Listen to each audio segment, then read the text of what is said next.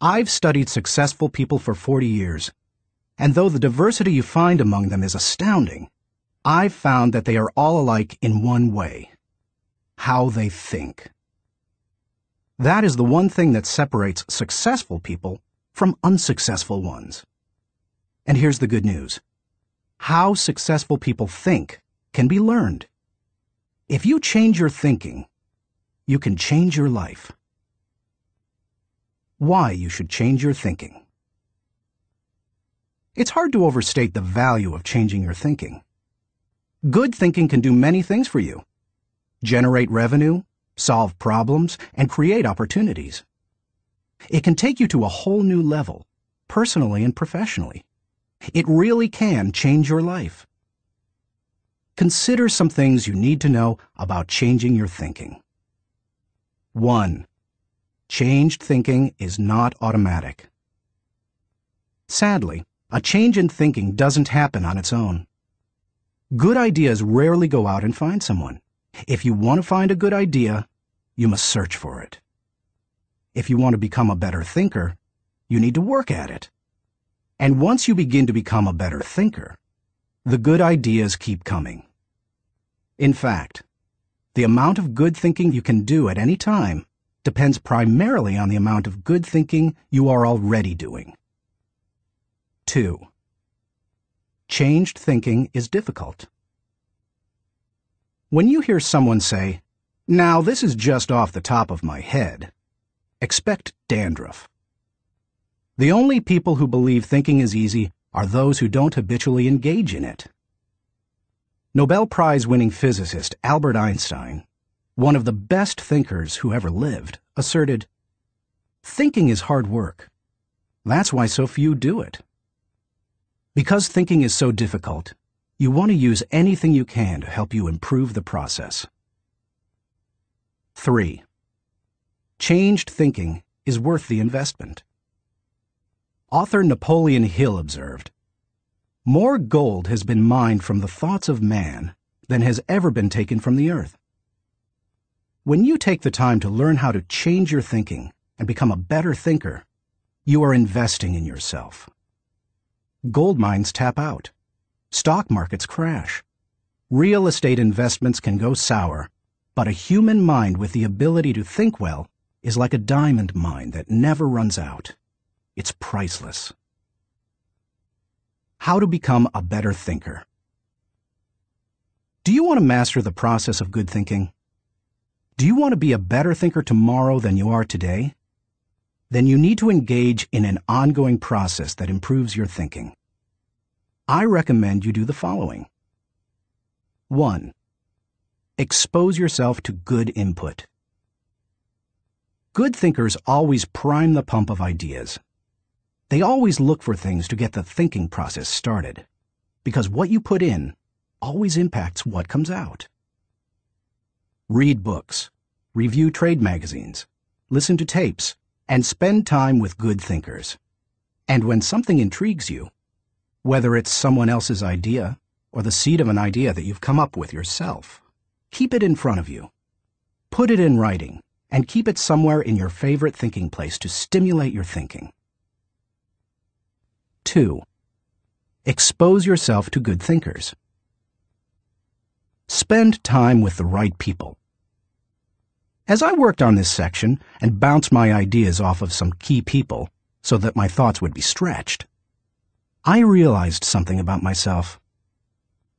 All of the people in my life whom I consider to be close friends or colleagues are thinkers. Now, I love all people. I try to be kind to everyone I meet, and I desire to add value to as many people as I can through conferences, books, audio lessons, etc. But the people I seek out and choose to spend time with all challenge me with their thinking and their actions. They are constantly trying to grow and learn. That's true of my wife Margaret, my close friends, and the executives who run my companies. Every one of them is a good thinker.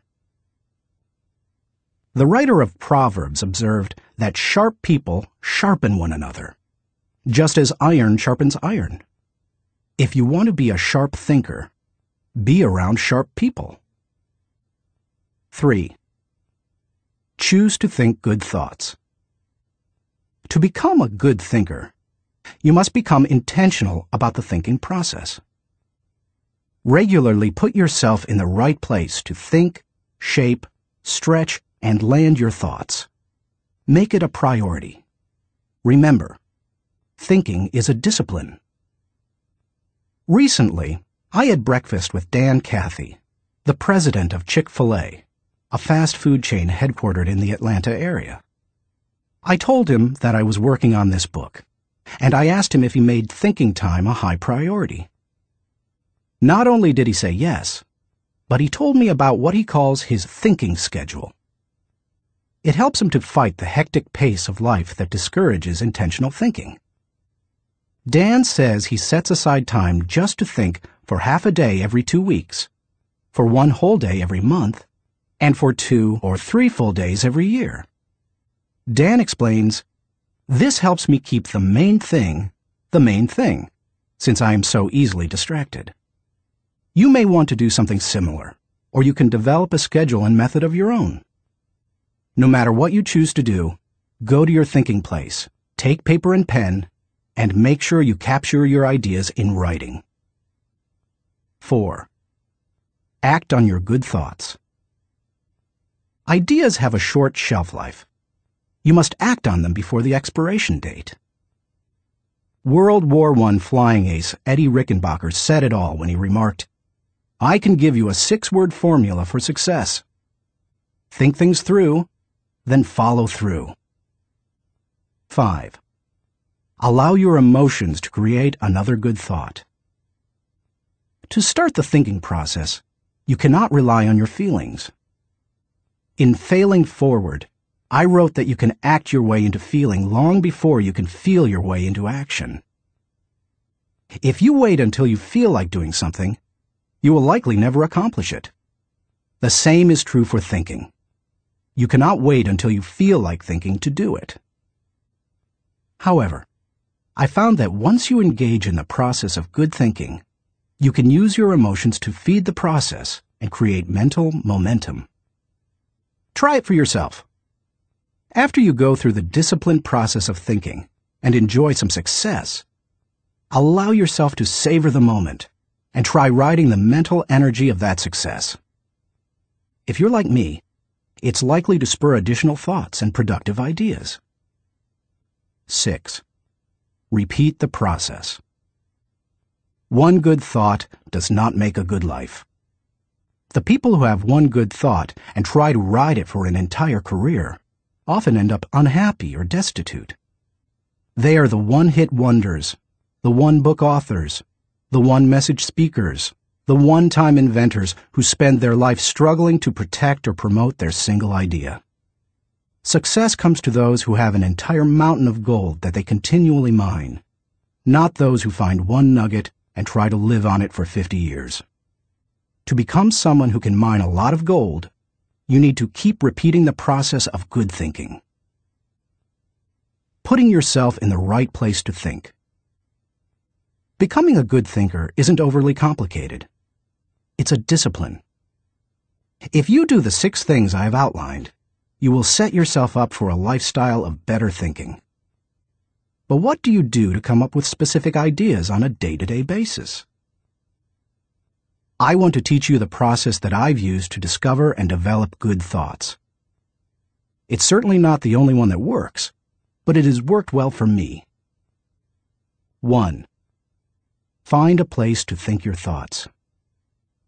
If you go to your designated place to think, expecting to generate good thoughts, then eventually you will come up with some. Where is the best place to think?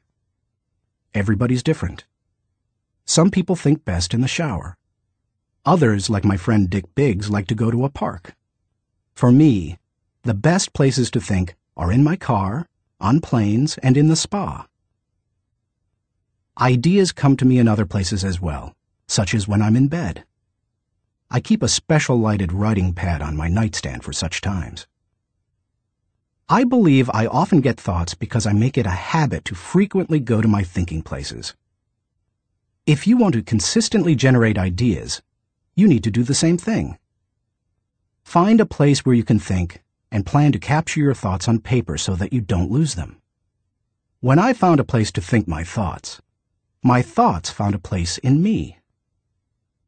2. Find a place to shape your thoughts. Rarely do ideas come fully formed and completely worked out. Most of the time, they need to be shaped until they have substance. As my friend Dan Ryland says, they have to stand the test of clarity and questioning. During the shaping time, you want to hold an idea up to strong scrutiny. Many times a thought that seemed outstanding late at night looks pretty silly in the light of day. Ask questions about your ideas. Fine-tune them. One of the best ways to do that is to put your thoughts in writing. Professor, college president, and U.S. Senator S.I. Hayakawa wrote, "Learning to write is learning to think. You don't know anything clearly unless you can state it in writing." As you shape your thoughts, you find out whether an idea has potential. You learn what you have. You also learn some things about yourself. The shaping time thrills me because it embodies humor. The thoughts that don't work often provide comic relief. Humility. The moments when I connect with God awe me. Excitement. I love to play out an idea mentally. I call it futuring it. Creativity. In these moments, I am unhampered by reality. Fulfillment. God made me for this process. It uses my greatest gifts and gives me joy. Honesty. As I turn over an idea in my mind, I discover my true motives. Passion. When you shape a thought, you find out what you believe and what really counts. Change. Most of the changes I have made in my life resulted from thorough thinking on a subject. You can shape your thoughts almost anywhere.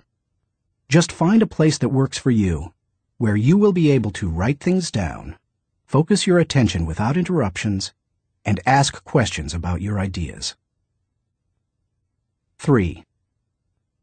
Find a place to stretch your thoughts. If you come upon great thoughts and spend time mentally shaping them, don't think you're done and can stop there. If you do, you will miss some of the most valuable aspects of the thinking process. You miss bringing others in and expanding ideas to their greatest potential. Earlier in my life, I have to admit, I was often guilty of this error. I wanted to take an idea from seed thought to solution before sharing it with anyone, even the people it would most impact.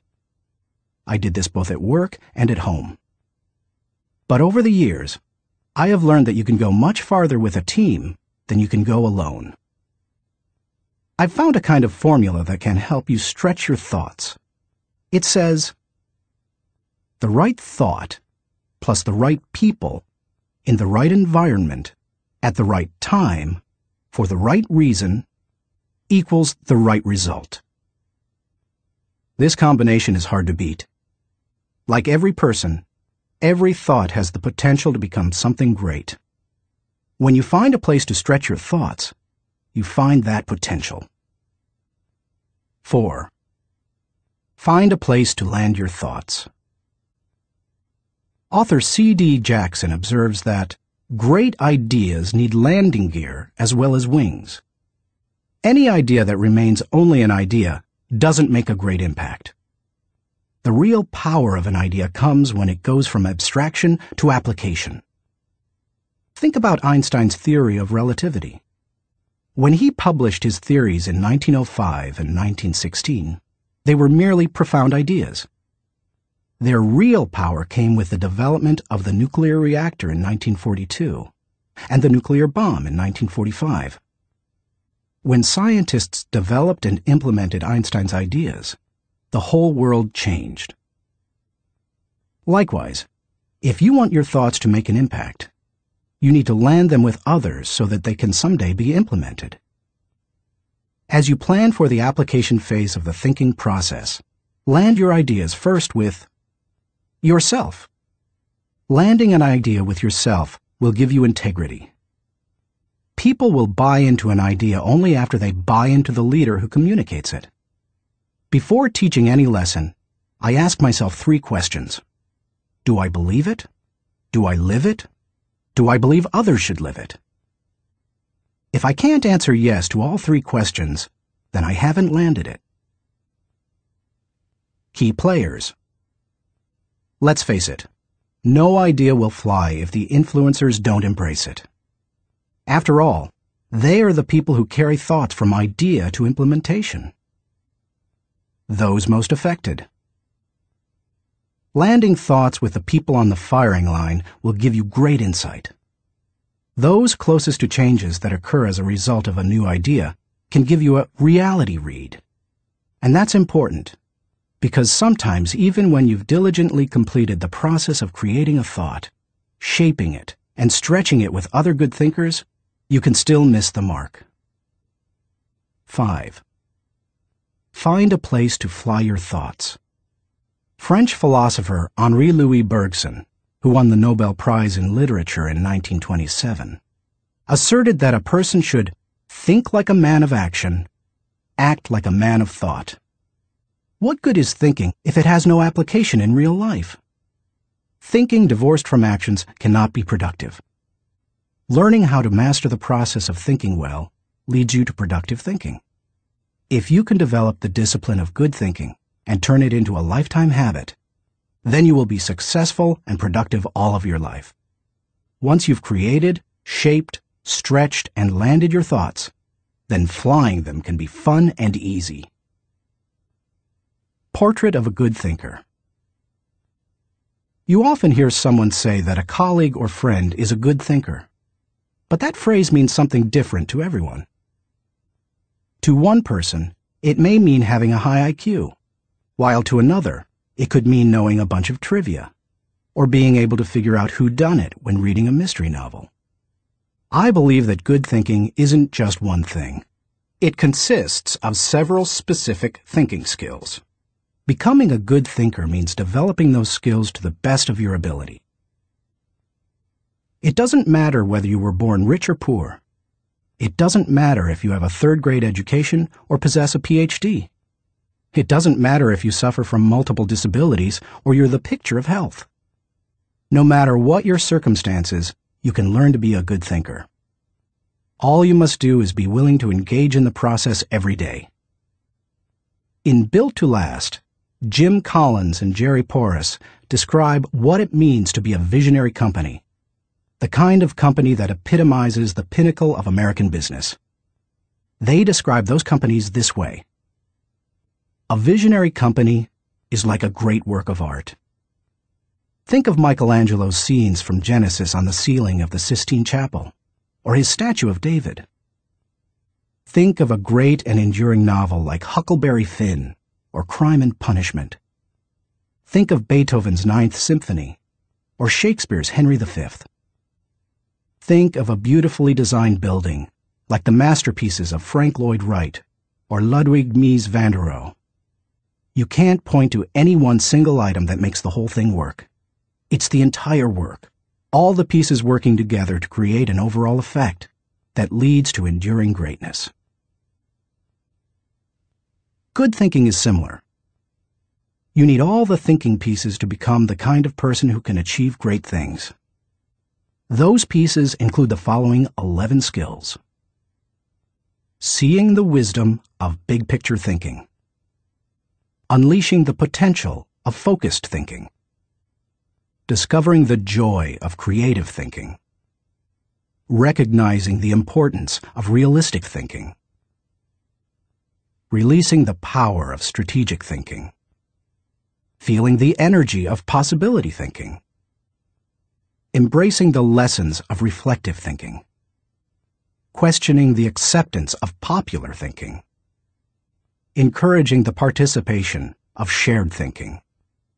Experiencing the satisfaction of unselfish thinking. Enjoying the return of bottom-line thinking. As you read the chapters dedicated to each kind of thinking, you will discover that they do not try to tell you what to think. They attempt to teach you how to think. As you become acquainted with each skill, you will find that some you do well, others you don't. Learn to develop each of those kinds of thinking, and you will become a better thinker. Master all that you can, including the process of shared thinking, which helps you compensate for your weak areas, and your life will change. How successful people think. Chapter 1. Cultivate big picture thinking. Where success is concerned, people are not measured in inches or pounds or college degrees or family background. They are measured by the size of their thinking. David Schwartz. Big picture thinking can benefit any person in any profession. When somebody like Jack Welch tells a GE employee that the ongoing relationship with a customer is more important than the sale of an individual product, he's reminding them of the big picture. When two parents are fed up with potty training, poor grades, or fender benders, and one reminds the other that the current difficult time is only a temporary season, then they benefit from thinking big picture. Real estate developer Donald Trump quipped, "You have to think anyway, so why not think big?" Big picture thinking brings wholeness and maturity to a person's thinking. It brings perspective. It's like making the frame of a picture bigger, in the process expanding not only what you can see, but what you are able to do. Spend time with big picture thinkers, and you will find that they learn continually. Big picture thinkers are never satisfied with what they already know. They are always visiting new places, reading new books, meeting new people, learning new skills. And because of that practice, they often are able to connect the unconnected. They are lifelong learners. To help me maintain a learner's attitude, I spend a few moments every morning thinking about my learning opportunities for the day. As I review my calendar and to-do list, knowing whom I will meet that day, what I will read, which meetings I will attend, I note where I am most likely to learn something. Then I mentally cue myself to look attentively for something that will improve me in that situation. If you desire to keep learning, I want to encourage you to examine your day and look for opportunities to learn. Listen intentionally. An excellent way to broaden your experience is to listen to someone who has expertise in an area where you don't. I search for such opportunities. One year I spoke to about 900 coaches and scouts at the Senior Bowl, where graduating football players participate in their last college game. I had the opportunity, along with my son-in-law Steve Miller, to have dinner with NFL head coaches Dave Wanstead and Butch Davis. It's not often that you get such an opportunity, so I asked them questions about teamwork and spent a lot of time listening to them. At the end of the evening, as Steve and I were walking to our car, he said to me, "John, I bet you asked those coaches 100 questions tonight." "If I'm going to learn and grow," I replied, "I must know what questions to ask and know how to apply the answers to my life." Listening has taught me a lot more than talking. When you meet with people, it's good to have an agenda so that you can learn. It's a great way to partner with people who can do things you can't. Big picture thinkers recognize that they don't know lots of things. They frequently ask penetrating questions to enlarge their understanding and thinking. If you want to become a better big picture thinker, then become a good listener. Look expansively. Writer Henry David Thoreau wrote, "Many an object is not seen, though it falls within the range of our visual ray, because it does not come within the range of our intellectual ray." Human beings habitually see their own world first. For example, when people arrive at a leadership conference put on by my company, Enjoy, they want to know where they're going to park, whether they will be able to get a good and comfortable seat, whether the speaker will be on, and if the breaks will be spaced right. When I arrive to speak at the same conference, I want to know that the lighting is good, the sound equipment is operating effectively, whether the speaker's platform will be close enough to the people, etc. Who you are determines what you see and how you think. Big picture thinkers realize there is a world out there besides their own, and they make an effort to get outside of themselves and see other people's worlds through their eyes. It's hard to see the picture while inside the frame. To see how others see, you must first find out how they think. Becoming a good listener certainly helps with that. So does getting over your personal agenda and trying to take the other person's perspective. Live completely. French essayist Michel de Montaigne wrote, "The value of life lies not in the length of days, but in the use we make of them. A man may live long, yet live very little. The truth is that you can spend your life any way you want, but you can spend it only once." Becoming a big picture thinker can help you to live with wholeness, to live a very fulfilling life. People who see the big picture expand their experience because they expand their world. As a result, they accomplish more than narrow-minded people, and they experience fewer unwanted surprises too, because they are more likely to see the many components involved in any given situation: issues, people, relationships, timing, and values. They are also, therefore, usually more tolerant of other people and their thinking. Why you should receive the wisdom of big picture thinking. Intuitively, you probably recognize big picture thinking as beneficial. Few people want to be closed-minded. No one sets out to be that way. But just in case you're not completely convinced, consider several specific reasons why you should make the effort to become a better big picture thinker. 1. Big picture thinking allows you to lead. You can find many big picture thinkers who aren't leaders, but you will find few leaders who are not big picture thinkers.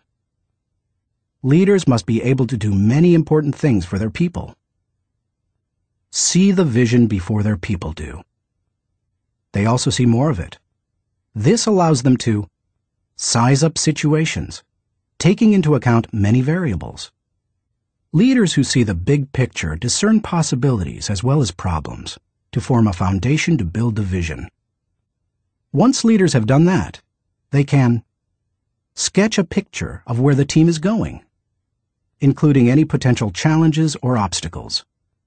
The goal of leaders shouldn't be merely to make their people feel good, but to help them be good and accomplish the dream.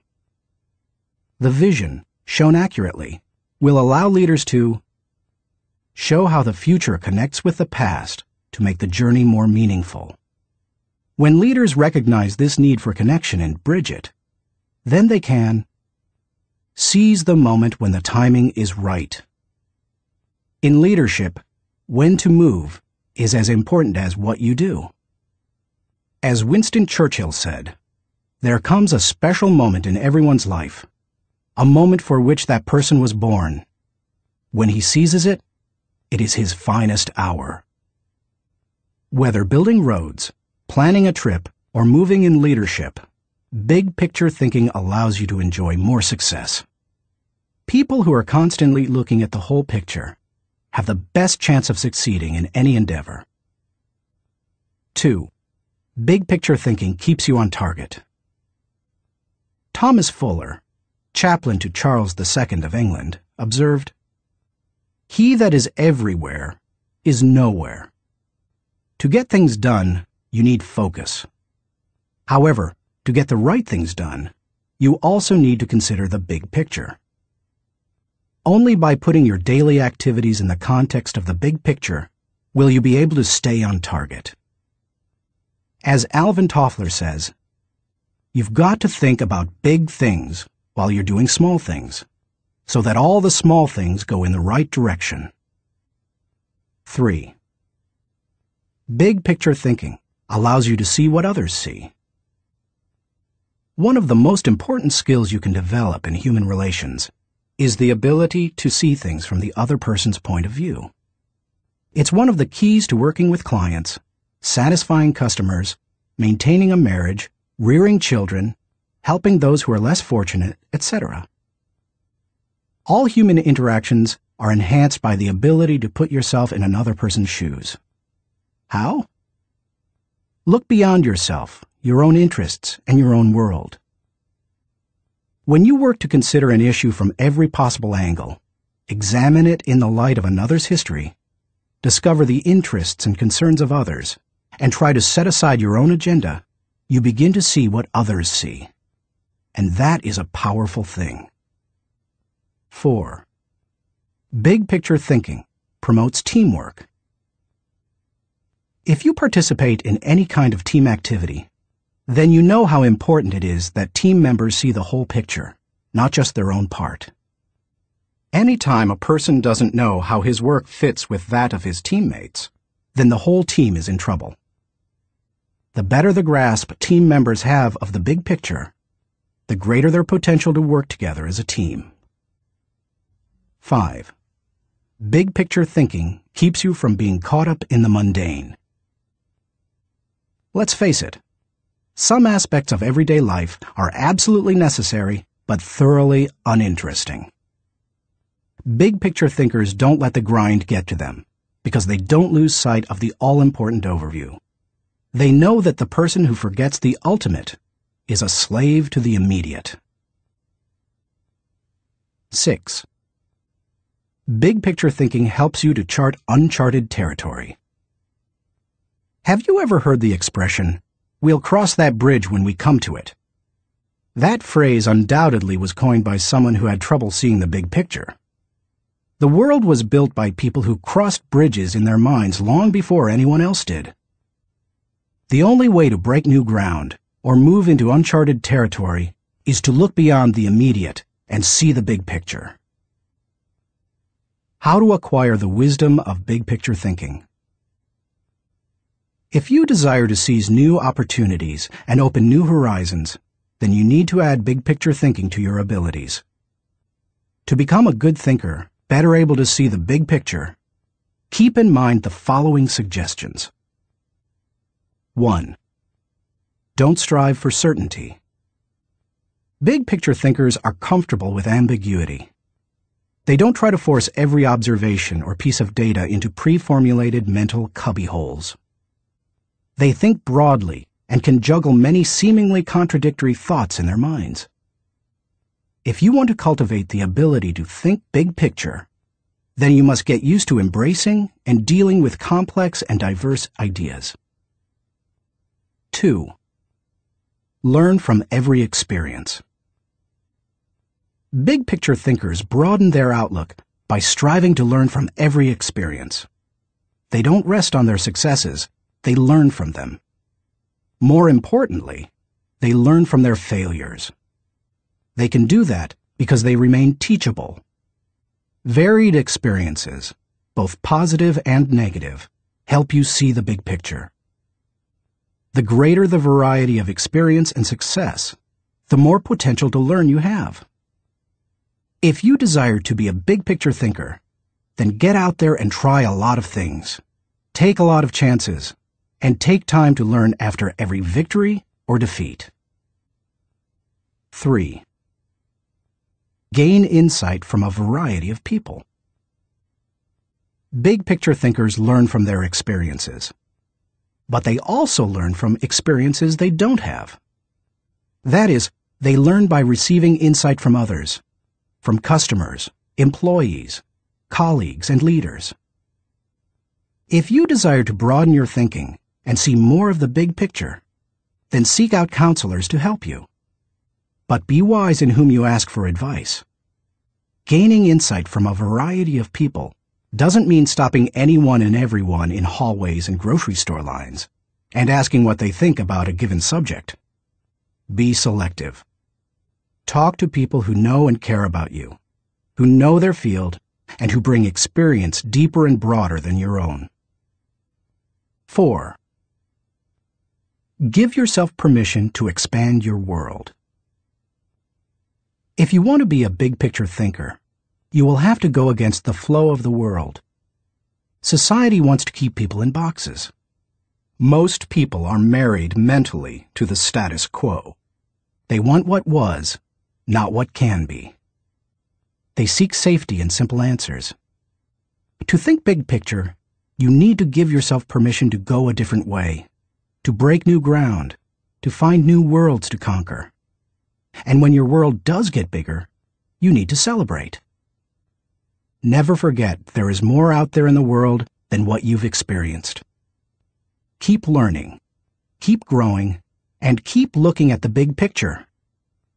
If you desire to be a good thinker, that's what you need to do. Thinking question.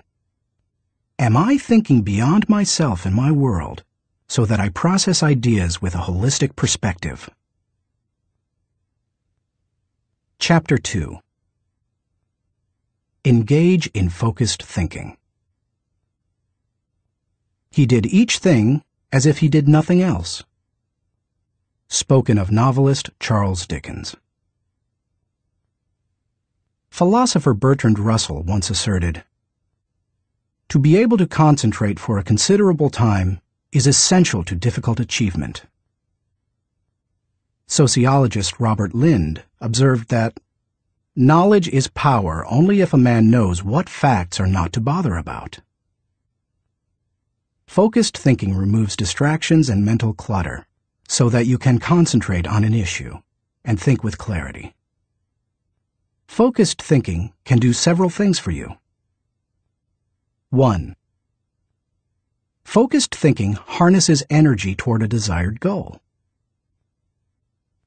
Focus can bring energy and power to almost anything, whether physical or mental. If you're learning how to pitch a baseball and you want to develop a good curveball, then focused thinking while practicing will improve your technique. If you need to refine the manufacturing process of your product, focused thinking will help you develop the best method. If you want to solve a difficult mathematics problem, focused thinking helps you break through to the solution. The greater the difficulty of a problem or issue, the more focused thinking time is necessary to solve it. 2. Focused thinking gives ideas time to develop. I love to discover and develop ideas. I often bring my creative team together for brainstorming and creative thinking. When we first get together, we try to be exhaustive in our thinking in order to generate as many ideas as possible. The birthing of a potential breakthrough often results from sharing many good ideas. But to take ideas to the next level, you must shift from being expansive in your thinking to being selective. I have discovered that a good idea can become a great idea when it is given focus time. It's true that focusing on a single idea for a long time can be very frustrating. I've often spent days focusing on a thought and trying to develop it, only to find that I could not improve the idea. But sometimes, my perseverance in focused thinking pays off. That brings me great joy. And when focused thinking is at its best, not only does the idea grow, but so do I. 3. Focused thinking brings clarity to the target. I consider golf one of my favorite hobbies. It's a wonderfully challenging game. I like it because the objectives are so clear. Professor William Mobley of the University of South Carolina made the following observation about golf. One of the most important things about golf is the presence of clear goals. You see the pins. You know the par. It's neither too easy nor unattainable. You know your average score, and there are competitive goals. Competitive with par, with yourself, and others. These goals give you something to shoot at. In work, as in golf, goals motivate. One time on the golf course, I followed a golfer who neglected to put the pin back in the hole after he putted. Because I could not see my target, I couldn't focus properly. My focus quickly turned to frustration and to poor play. To be a good golfer, a person needs to focus on a clear target. The same is true in thinking. Focus helps you to know the goal and to achieve it. 4. Focused thinking will take you to the next level. No one achieves greatness by becoming a generalist. You don't hone a skill by diluting your attention to its development. The only way to get to the next level is to focus. No matter whether your goal is to increase your level of play, sharpen your business plan, improve your bottom line, develop your subordinates, or solve personal problems, you need to focus.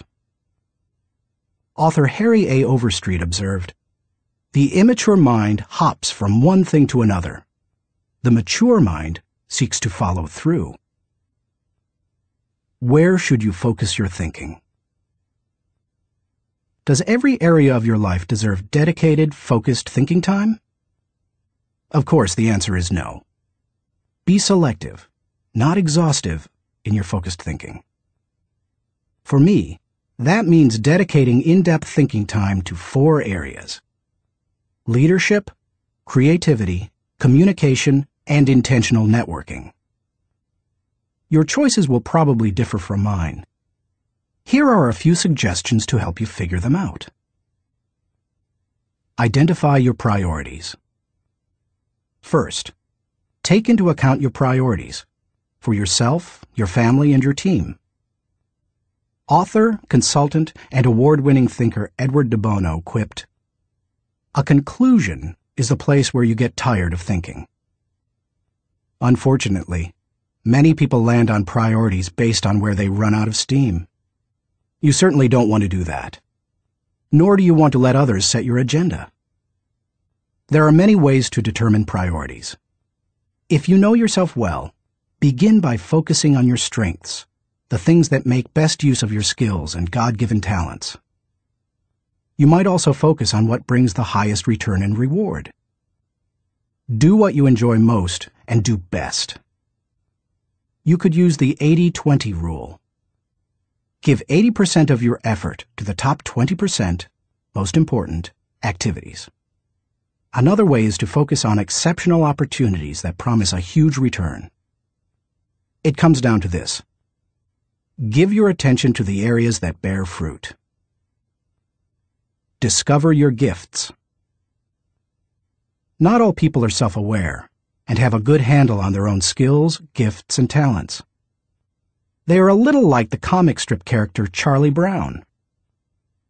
One day after striking out in a baseball game, he says, "Rats! I'll never be a big league player. I just don't have it. All my life I've dreamed of playing in the big leagues, but I'll never make it." To which Lucy replies, "Charlie Brown, you're thinking too far ahead. What you need to do is set more immediate goals for yourself." For a moment, Charlie Brown sees a ray of hope. "Immediate goals?" he says. "Yes," answers Lucy. "Start with the next inning. When you go out to pitch, see if you can walk out to the mound without falling down." I've met many individuals who grew up in a household full of Lucys. They received little encouragement or affirmation, and as a result, seem at a loss for direction. If you have that kind of background, you need to work extra hard to figure out what your gifts are. Take a personality profile such as DISC or Myers-Briggs. Interview positive friends and family members to see where they think you shine. Spend some time reflecting on past successes. If you're going to focus your thinking in your areas of strength, you need to know what they are. Develop your dream. If you want to achieve great things, you need to have a great dream. If you're not sure of your dream, use your focused thinking time to help you discover it. If your thinking has returned to a particular area time after time, you may be able to discover your dream there. Give it more focused time and see what happens. Once you find your dream, move forward without second-guessing. Take the advice of Satchel Paige. Don't look back. Something might be gaining on you. The younger you are, the more likely you will give your attention to many things. That's good, Because if you're young, you're still getting to know yourself, your strengths and weaknesses. If you focus your thinking on only one thing and your aspirations change, then you've wasted your best mental energy. As you get older and more experienced, the need to focus becomes more critical. The farther and higher you go, the more focused you can be, and need to be. How can you stay focused? Once you have a handle on what you should think about, you must decide how to better focus on it. Here are 5 suggestions to help you with the process. 1. Remove distractions. Removing distractions is no small matter in our current culture, but it's critical. How do you do it? First, by maintaining the discipline of practicing your priorities. Don't do easy things first, or hard things first, or urgent things first. Do first things first. The activities that give you the highest return. In that way, you keep the distractions to a minimum.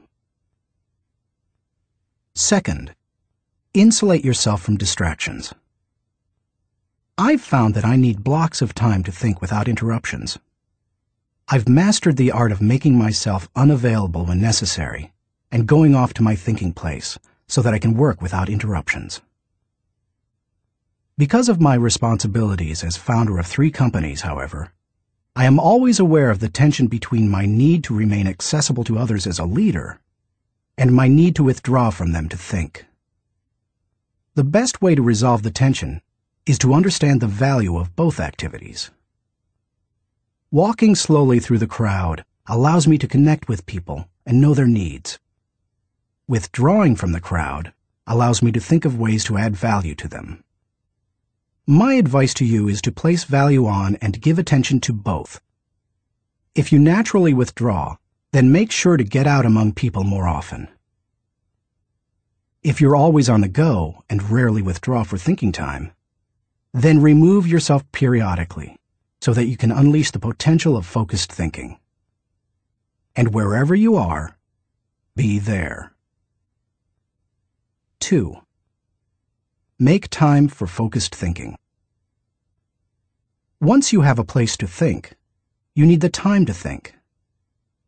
Because of the fast pace of our culture, people tend to multitask, but that's not always a good idea. Switching from task to task can cost you up to 40% efficiency. According to researchers, if you're trying to accomplish many things at the same time, you'll get more done by focusing on one task at a time, not by switching constantly from one task to another. Years ago, I realized that my best thinking time occurs in the morning. Whenever possible, I reserve my mornings for thinking and writing. One way to gain time for focused thinking is to impose upon yourself a rule that one company implemented. Don't allow yourself to look at email until after 10 a.m. Instead, focus your energies on your number 1 priority. Put non-productive time wasters on hold so that you can create thinking time for yourself. 3. Keep items of focus before you. Ralph Waldo Emerson, the great transcendental thinker, believed, "Concentration is the secret of strength in politics, in war, in trade, in short, in all management of human affairs." To help me concentrate on the things that matter, I work to keep important items before me. One way is to ask my assistant, Linda Eggers, to keep bringing it up, asking me about it, giving me additional information in reference to it. I'll also keep a file or page on my desk so that I see it every day as I work. That strategy has successfully helped me for 30 years to stimulate and sharpen ideas. If you've never done it, I recommend that you try it. I'll tell you more about it in the section on reflective thinking. 4. Set goals. I believe goals are important. The mind will not focus until it has clear objectives. But the purpose of goals is to focus your attention and give you direction. not to identify a final destination. As you think about your goals, note that they should be clear enough to be kept in focus, close enough to be achieved, helpful enough to change lives. Those guidelines will get you going. And be sure to write down your goals. If they're not written, I can almost guarantee that they're not focused enough. And if you really want to make sure they're focused, take the advice of David Belasco, who says, "If you can't write your idea on the back of my business card, you don't have a clear idea." Even if you look back years from now and think your goals were too small, they will have served their purpose if they provide you with direction. 5. Question your progress. Take a good look at yourself from time to see whether you are actually making progress. That is the most accurate measure of whether you are making the best use of focused thinking. Ask yourself, am I seeing a return for my investment of focused thinking time? Is what I am doing getting me closer to my goals? Am I headed in a direction that helps me to fulfill my commitments, maintain my priorities, and realize my dreams? What are you giving up to go up? No one can go to the highest level and remain a generalist. My dad used to say, "Find the one thing you do well and don't do anything else." I've found that to do well at a few things, I've had to give up many things. As I worked on this chapter, I spent some time reflecting on the kinds of things I've given up. Here are the main ones. I can't know everyone. I love people, and I'm outgoing. Put me into a room full of people and I feel energized. So it goes against my grain to restrict myself from spending time with lots of people. To compensate for that, I've done a couple of things. First, I've chosen a strong inner circle of people. They not only provide tremendous professional help, but they also make life's journey much more pleasant. Second, I ask certain friends to catch me up on what's happening in the lives of other friends. I usually do that when I'm traveling and can't block out the time I would need for focused thinking. I can't do everything. There are only a few exceptional opportunities in any person's lifetime. That's why I strive for excellence in a few things rather than a good performance in many. That's cost me. Because of my workload, I also have to skip doing many things that I would love to do. For example, every week I hand off projects that I think would be fun to do myself. I practice the 10-80-10 principle with the people to whom I'm delegating a task. I help with the first 10% by casting vision, laying down parameters, providing resources, and giving encouragement. Then, once they've done the middle 80%, I come alongside them again and help them take whatever it is the rest of the way, if I can.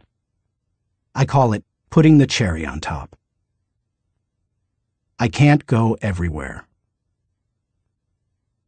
Every conference speaker and author has to travel a lot. Before I began doing much speaking, that seemed like a glamorous life. But after logging several million miles, I know what kind of a toll it can take. Ironically, I still love traveling for pleasure with my wife Margaret. It's one of our great joys. She and I could take 10 vacations a year and enjoy every one of them. Yet we can't because so much of my time is consumed doing what I was called to do: help people to grow personally and to develop as leaders. I can't be well-rounded. Being focused also keeps me from being well-rounded. I tell people, 99% of everything in life I don't need to know about. I try to focus on the 1% that gives me the highest return. And of the remaining 99, Margaret keeps me aware of whatever I need to know.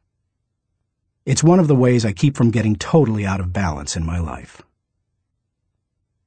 Being willing to give up some of the things you love in order to focus on what has the greatest impact isn't an easy lesson to learn. But the earlier you embrace it, the sooner you can dedicate yourself to excellence in what matters most. Thinking question. Am I dedicated to removing distractions and mental clutter so that I can concentrate with clarity on the real issue? Chapter 3. Harness Creative Thinking. The joy is in creating, not maintaining. Vince Lombardi, NFL Hall of Fame coach. Creativity is pure gold, no matter what you do for a living. Annette Moser-Wellman, author of The 5 Faces of Genius, asserts, "The most valuable resource you bring to your work and to your firm is your creativity. More than what you get done, more than the role you play, more than your title, more than your output, it's your ideas that matter." Despite the importance of a person's ability to think with creativity, few people seem to possess the skill in abundance. If you're not as creative as you would like to be, you can change your way of thinking. Creative thinking isn't necessarily original thinking. In fact, I think people mythologize original thought. Most often, creative thinking is a composite of other thoughts discovered along the way. Even the great artists, whom we consider highly original, learned from their masters, modeled their work on that of others, and brought together a host of ideas and styles to create their own work. Study art, and you will see threads that run through the work of all artists and artistic movements, connecting them to other artists who went before them. Characteristics of creative thinkers. Perhaps you're not even sure what I mean when I ask whether you are a creative thinker. Consider some characteristics that creative thinkers have in common. Creative thinkers value ideas. Annette Moser-Wellman observes, "Highly creative people are dedicated to ideas. They don't rely on their talent alone. They rely on their discipline. Their imagination is like a second skin. They know how to manipulate it to its fullest." Creativity is about having ideas, lots of them. You will have ideas only if you value ideas. Creative thinkers explore options. I've yet to meet a creative thinker who didn't love options. Exploring a multitude of possibilities helps to stimulate the imagination, and imagination is crucial to creativity. As Albert Einstein put it, imagination is more important than knowledge. People who know me well will tell you that I place a very high value on options. Why? Because they provide the key to finding the best answer, not the only answer. Good thinkers come up with the best answers. They create backup plans that provide them with alternatives. They enjoy freedom that others do not possess, and they will influence and lead others. Creative thinkers embrace ambiguity. Writer H.L. Mencken said, "It is the dull man who is always sure, and the sure man who is always dull." Creative people don't feel the need to stamp out uncertainty. They see all kinds of inconsistencies and gaps in life, and they often take delight in exploring those gaps, or in using their imagination to fill them in. Creative thinkers celebrate the offbeat. Creativity, by its very nature, often explores off the beaten path and goes against the grain. Diplomat and longtime president of Yale University, Kingman Brewster, said, "There is a correlation between the creative and the screwball, so we must suffer the screwball gladly." To foster creativity in yourself or others, be willing to tolerate a little oddness. Creative thinkers connect the unconnected. Because creativity utilizes the ideas of others, there's great value in being able to connect one idea to another, especially to seemingly unrelated ideas. Graphic designer Tim Hansen says, "Creativity is especially expressed in the ability to make connections, to make associations, to turn things around and express them in a new way. Creating additional thoughts is like taking a trip in your car. You may know where you are going, but only as you move toward your destination can you see and experience things in a way not possible before you started. Creative thinking works something like this. Think, then collect, then create, then correct, then connect. Once you begin to think, you are free to collect. You ask yourself, what material relates to this thought? Once you have the material, you ask, what ideas can make the thought better? That can start to take an idea to the next level. After that, you can correct or refine it by asking, what changes can make these ideas better? Finally, you connect the ideas by positioning them in the right context to make the thought complete and powerful. Creative thinkers don't fear failure. Creativity demands the ability to be unafraid of failure, because creativity equals failure. You may be surprised to hear such a statement, but it's true. Charles Frankel asserts that anxiety is the essential condition of intellectual and artistic creation. Creativity requires a willingness to look stupid. It means getting out on a limb, knowing that the limb often breaks. Creative people know these things and still keep searching for new ideas. They just don't let the ideas that don't work prevent them from coming up with more ideas that do work. Why you should discover the joy of creative thinking. Creativity can improve a person's quality of life. Here are 5 specific things creative thinking has the potential to do for you. 1. Creative thinking adds value to everything. Wouldn't you enjoy a limitless reservoir of ideas that you could draw upon at any time? That's what creative thinking gives you. For that reason, no matter what you are currently able to do, creativity can increase your capabilities. Creativity is being able to see what everybody else has seen and think what nobody else has thought, so that you can do what nobody else has done. Sometimes, creative thinking lies along the lines of invention, where you break new ground. Other times, it moves along the lines of innovation, which helps you to do old things in a new way. But either way, it's seeing the world through sufficiently new eyes so that new solutions appear. That always adds value. 2. Creative thinking compounds. Over the years, I've found that creative thinking is hard work, but creative thinking compounds, given enough time and focus. Perhaps more than any other kind of thinking, creative thinking builds on itself and increases the creativity of the thinker. Poet Maya Angelou observed, "You can't use up creativity. The more you use, the more you have." Sadly, too often creativity is smothered rather than nurtured. There has to be a climate in which new ways of thinking, perceiving, questioning are encouraged. If you cultivate creative thinking in an environment that nurtures creativity, there's no telling what kind of ideas you can come up with. I'll talk more on that later. 3.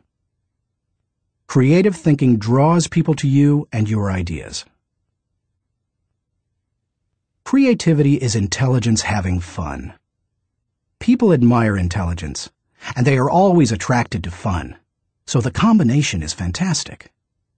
If anyone could be said to have fun with his intelligence, it was Leonardo da Vinci. The diversity of his ideas and expertise staggers the mind. He was a painter, architect, sculptor, anatomist, musician, inventor, and engineer. The term Renaissance man was coined because of him. Just as people were drawn to Da Vinci and his ideas during the Renaissance, they are drawn to creative people today. If you cultivate creativity, you will become more attractive to other people, and they will be drawn to you. 4. Creative thinking helps you learn more. Author and creativity expert Ernie Zielinski says, "Creativity is the joy of not knowing it all. The joy of not knowing it all refers to the realization that we seldom, if ever, have all the answers. We always have the ability to generate more solutions to just about any problem. Being creative is being able to see or imagine a great deal of opportunity to life's problems. Creativity is having options." It almost seems too obvious to say, but if you are always actively seeking new ideas, you will learn. Creativity is teachability. It's seeing more solutions than problems. And the greater the quantity of thoughts, the greater the chance for learning something new. 5. Creative thinking challenges the status quo. If you desire to improve your world, or even your own situation, then creativity will help you. The status quo and creativity are incompatible. Creativity and innovation always walk hand in hand. How to discover the joy of creative thinking. At this point, you may be saying, "Okay, I'm convinced that creative thinking is important. But how do I find the creativity within me? How do I discover the joy of creative thought?" Here are 5 ways to do it. 1. Remove creativity killers. Economics professor and humor author Stephen Leacock said, "Personally, I would sooner have written Alice in Wonderland than the whole Encyclopedia Britannica." He valued the warmth of creativity over cold facts. If you do too, then you need to eliminate attitudes that devalue creative thinking. Take a look at the following phrases. They are almost guaranteed to kill creative thinking anytime you hear or think them. "I'm not a creative person." "Follow the rules." "Don't ask questions." "Don't be different." "Stay within the lines." "There is only one way." "Don't be foolish." "Be practical." "Be serious." "Think of your image." "That's not logical." "It's not practical." "It's never been done." "It can't be done." "It didn't work for them." "We tried that before." "It's too much work." "We can't afford to make a mistake." "It will be too hard to administer." "We don't have the time." "We don't have the money." "Yes, but..." Play is frivolous. Failure is final. If you think you have a great idea, don't let anyone talk you out of it, even if it sounds foolish. Don't let yourself or anyone else subject you to creativity killers. After all, you can't do something new and exciting if you force yourself to stay in the same old rut. Don't just work harder at the same old thing. Make a change. 2. Think creatively by asking the right questions. Creativity is largely a matter of asking the right questions. Management trainer Sir Anthony Jay said, "The uncreative mind can spot wrong answers, but it takes a creative mind to spot wrong questions." Wrong questions shut down the process of creative thinking. They direct thinkers down the same old path, or they chide them into believing that thinking isn't necessary at all. To stimulate creative thinking, ask yourself questions such as, why must it be done this way? What is the root problem? What are the underlying issues? What does this remind me of? What is the opposite? What metaphor or symbol helps to explain it? Why is it important? What's the hardest or most expensive way to do it? Who has a different perspective on this? What happens if we don't do it at all? You get the idea. And you can probably come up with better questions yourself. Physicist Tom Hirschfeld observed, "If you don't ask why this often enough, somebody will ask, why you? If you want to think creatively, you must ask good questions. You must challenge the process. 3. Develop a creative environment. Charlie Brower said, "A new idea is delicate. It can be killed by a sneer or a yawn. It can be stabbed to death by a quip and worried to death by a frown on the right man's brow. Negative environments kill thousands of great ideas every minute."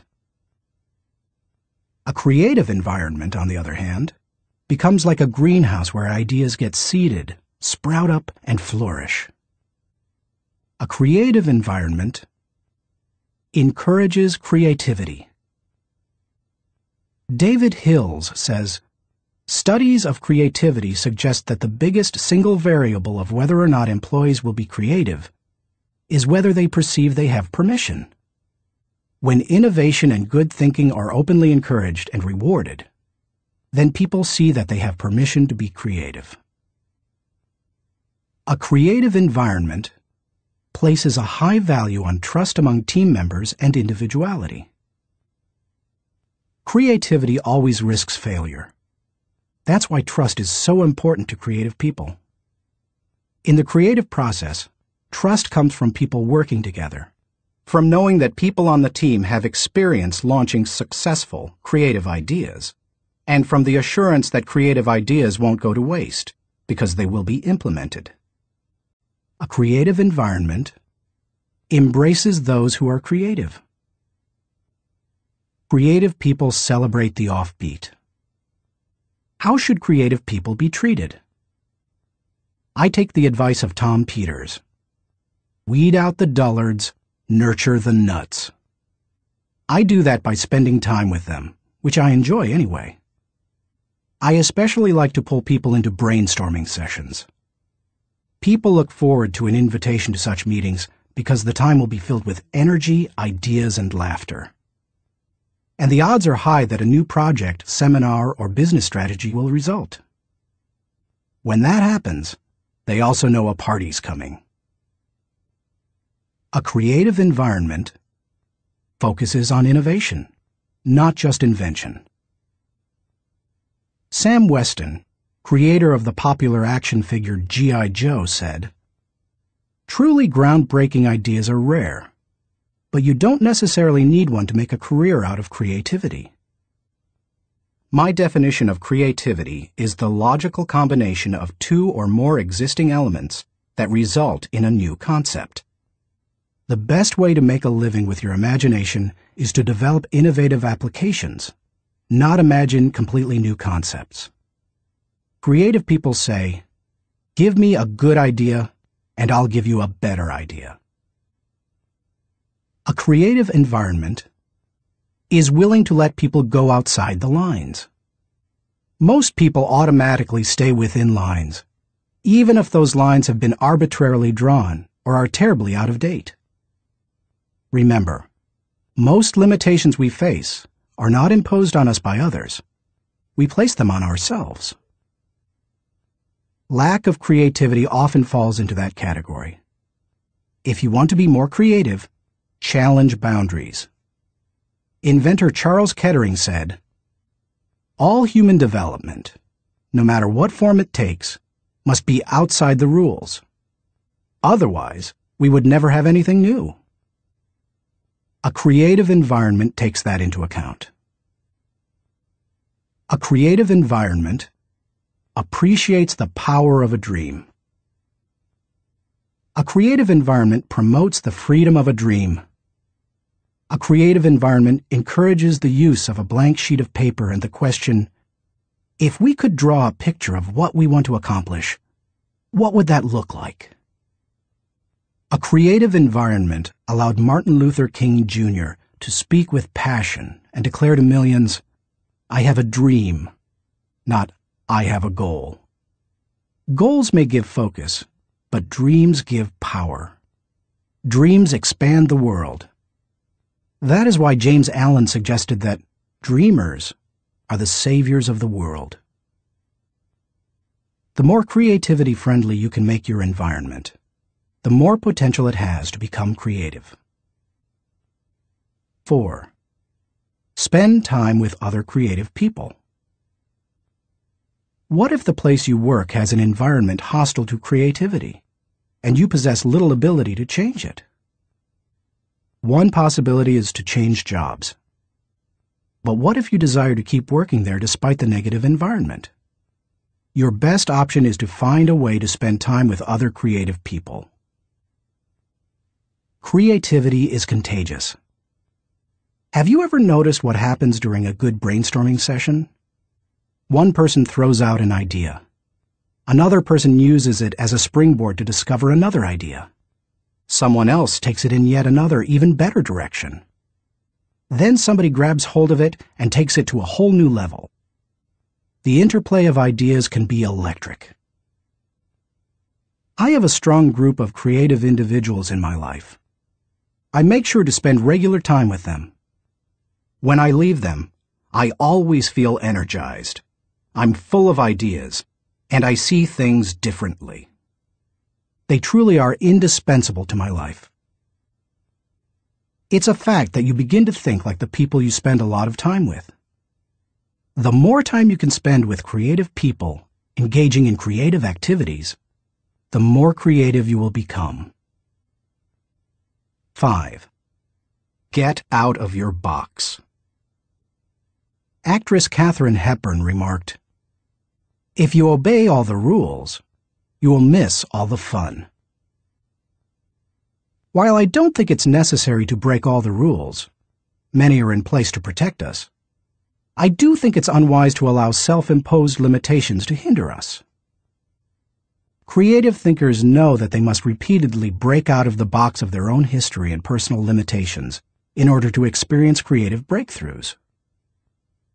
The most effective way to help yourself get out of the box is to expose yourself to new paradigms. One way you can do that is by traveling to new places. Explore other cultures, countries, and traditions. Find out how people very different from you live and think. Another is to read on new subjects. I'm naturally curious and love to learn, but I still have a tendency to read books only on my favorite subjects, such as leadership. I sometimes have to force myself to read books that broaden my thinking, because I know it's worth it. If you want to break out of your own box, get into somebody else's. Read broadly. Many people mistakenly believe that if individuals aren't born with creativity, they will never be creative. But you can see from the many strategies and examples I've given that creativity can be cultivated in the right supportive environment. Thinking question. Am I working to break out of my box of limitations so that I explore ideas and options to experience creative breakthroughs? Chapter 4. Employ realistic thinking. The first responsibility of a leader is to define reality. Max Dupree, Chairman of the Board of Herman Miller Incorporated. As anyone knows who's been out of school for a few years, there's usually a huge gap between a college education and the reality of the working world. Honestly, early in my career, I went out of my way to avoid too much realistic thinking because I thought it would interfere with my creative thinking. But as I've grown, I've come to realize that realistic thinking adds to my life. Reality check. Reality is the difference between what we wish and what is. It took some time for me to evolve into a realistic thinker. The process went in phases.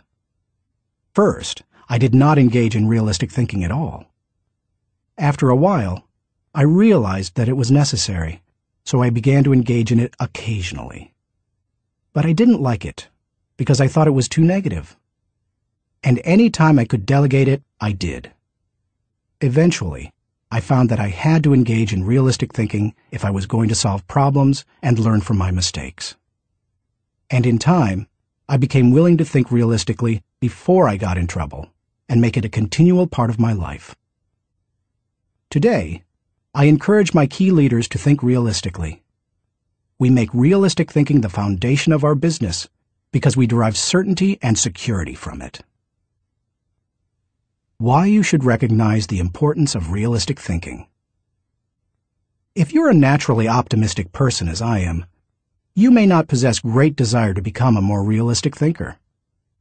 But cultivating the ability to be realistic in your thinking will not undermine your faith in people, nor will it lessen your ability to see and seize opportunities. Instead, it will add value to you in other ways. 1. Realistic thinking minimizes downside risk. Actions always have consequences. Realistic thinking helps you to determine what those consequences could be. And that's crucial, because only by recognizing and considering consequences can you plan for them. If you plan for the worst-case scenario, you can minimize the downside risk. 2. Realistic thinking gives you a target and a game plan. I've known business people who were not realistic thinkers. Here's the good news. They were very positive and had a high degree of hope for their business. Here's the bad news. Hope is not a strategy. Realistic thinking leads to excellence in leadership and management because it requires people to face reality. They begin to define their target and develop a game plan to hit it. When people engage in realistic thinking, they also begin to simplify practices and procedures, which results in better efficiency. Truthfully, in business, only a few decisions are important. Realistic thinkers understand the difference between the important decisions and those that are merely necessary in the normal course of business.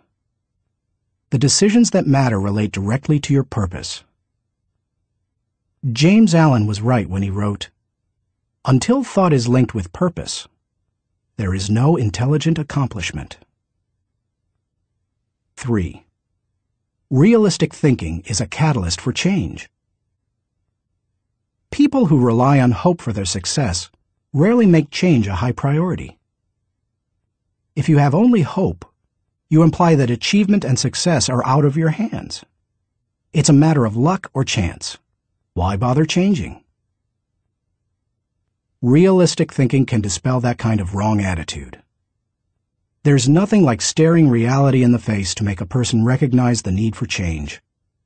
Change alone doesn't bring growth, but you cannot have growth without change. 4.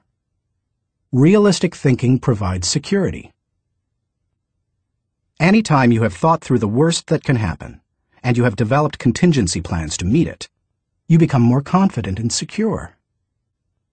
It's reassuring to know that you are unlikely to be surprised. Disappointment is the difference between expectations and reality. Realistic thinking minimizes the difference between the two. 5. Realistic thinking gives you credibility. Realistic thinking helps people to buy into the leader and his or her vision. Leaders continually surprised by the unexpected soon lose credibility with their followers. On the other hand, leaders who think realistically and plan accordingly position their organizations to win. That gives their people confidence in them. The best leaders ask realistic questions before casting vision. They ask themselves things like, is it possible? Does this dream include everyone or just a few? Have I identified and articulated the areas that will make this dream difficult to achieve? 6. Realistic thinking provides a foundation to build on. Thomas Edison observed, "The value of a good idea is in using it." The bottom line on realistic thinking is that it helps you to make an idea usable by taking away the wish factor. Most ideas and efforts don't accomplish their intended results because they rely too much on what we wish rather than what is. You can't build a house in midair. It needs a solid foundation. Ideas and plans are the same. They need something concrete on which to build. Realistic thinking provides that solid foundation. 7. Realistic thinking is a friend to those in trouble. If creativity is what you would do if you were unafraid of the possibility of failure, then reality is dealing with failure if it does happen. Realistic thinking gives you something concrete to fall back on during times of trouble, which can be very reassuring. Certainty in the midst of uncertainty brings stability. 8. Realistic thinking brings the dream to fruition. British novelist John Galsworthy wrote, "Idealism increases in direct proportion to one's distance from the problem.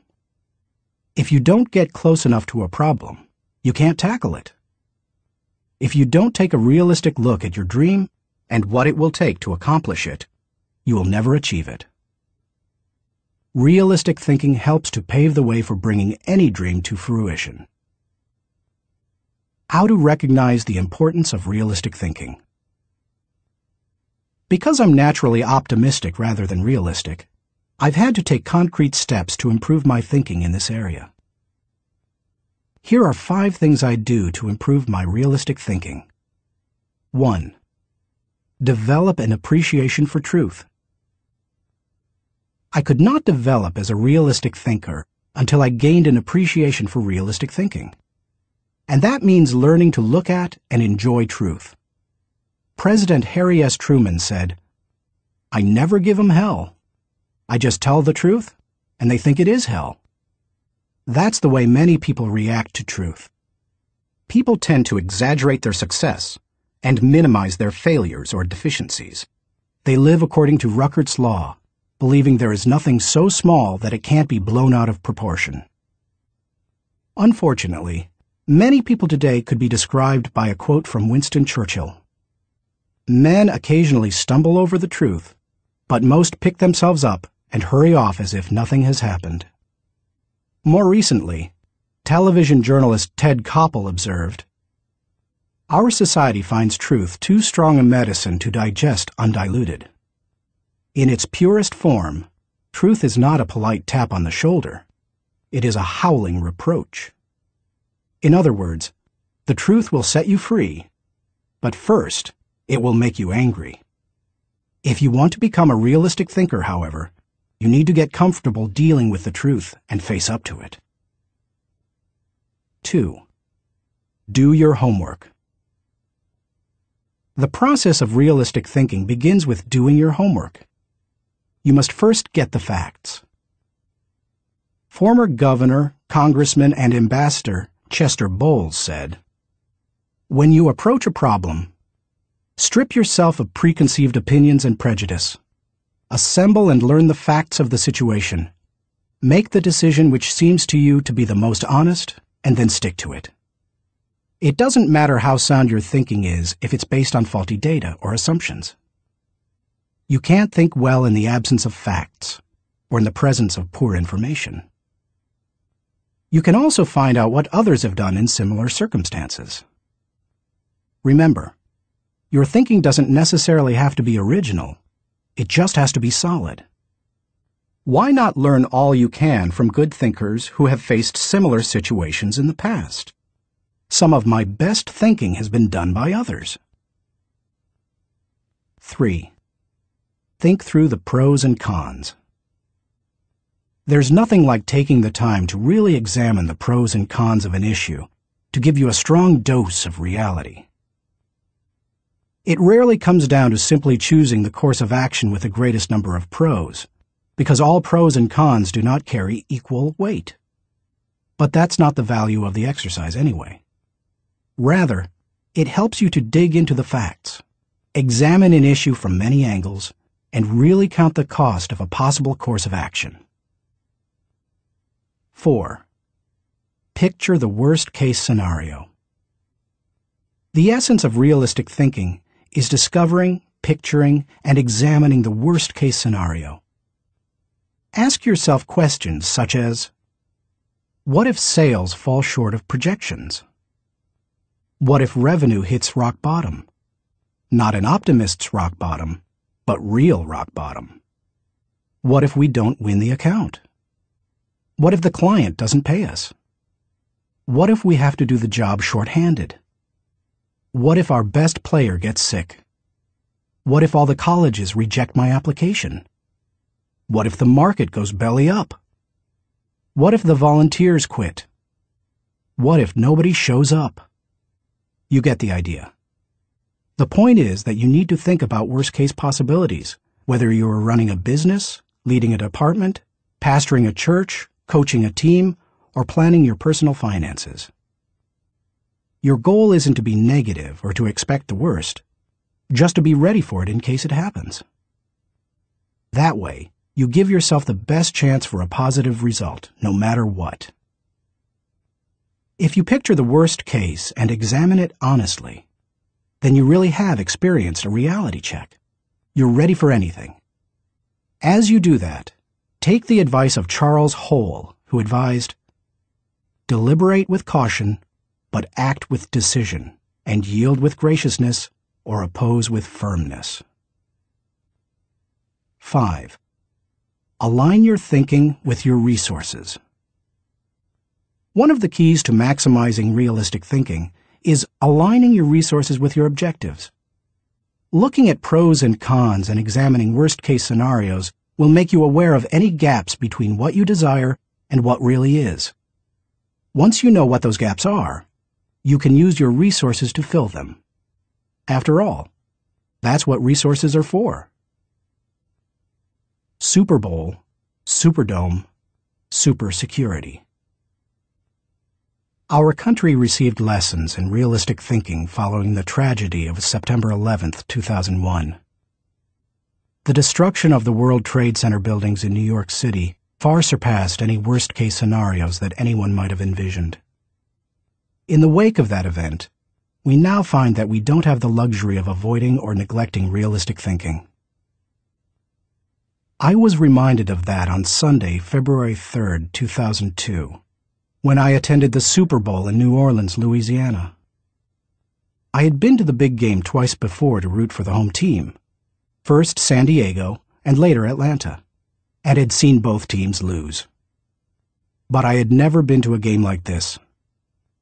The occasion had been designated a national security special event. That meant that the U.S. Secret Service would be overseeing it. Military personnel would work with local law enforcement, and security would be of the highest caliber. The Secret Service brought in several hundred agents and secured the area. In preparation for the game, access to the Superdome was highly restricted, with intensified screening. Officials blocked off roads, closed the nearby interstate, and designated the area a no-fly zone. We arrived early at the Dome.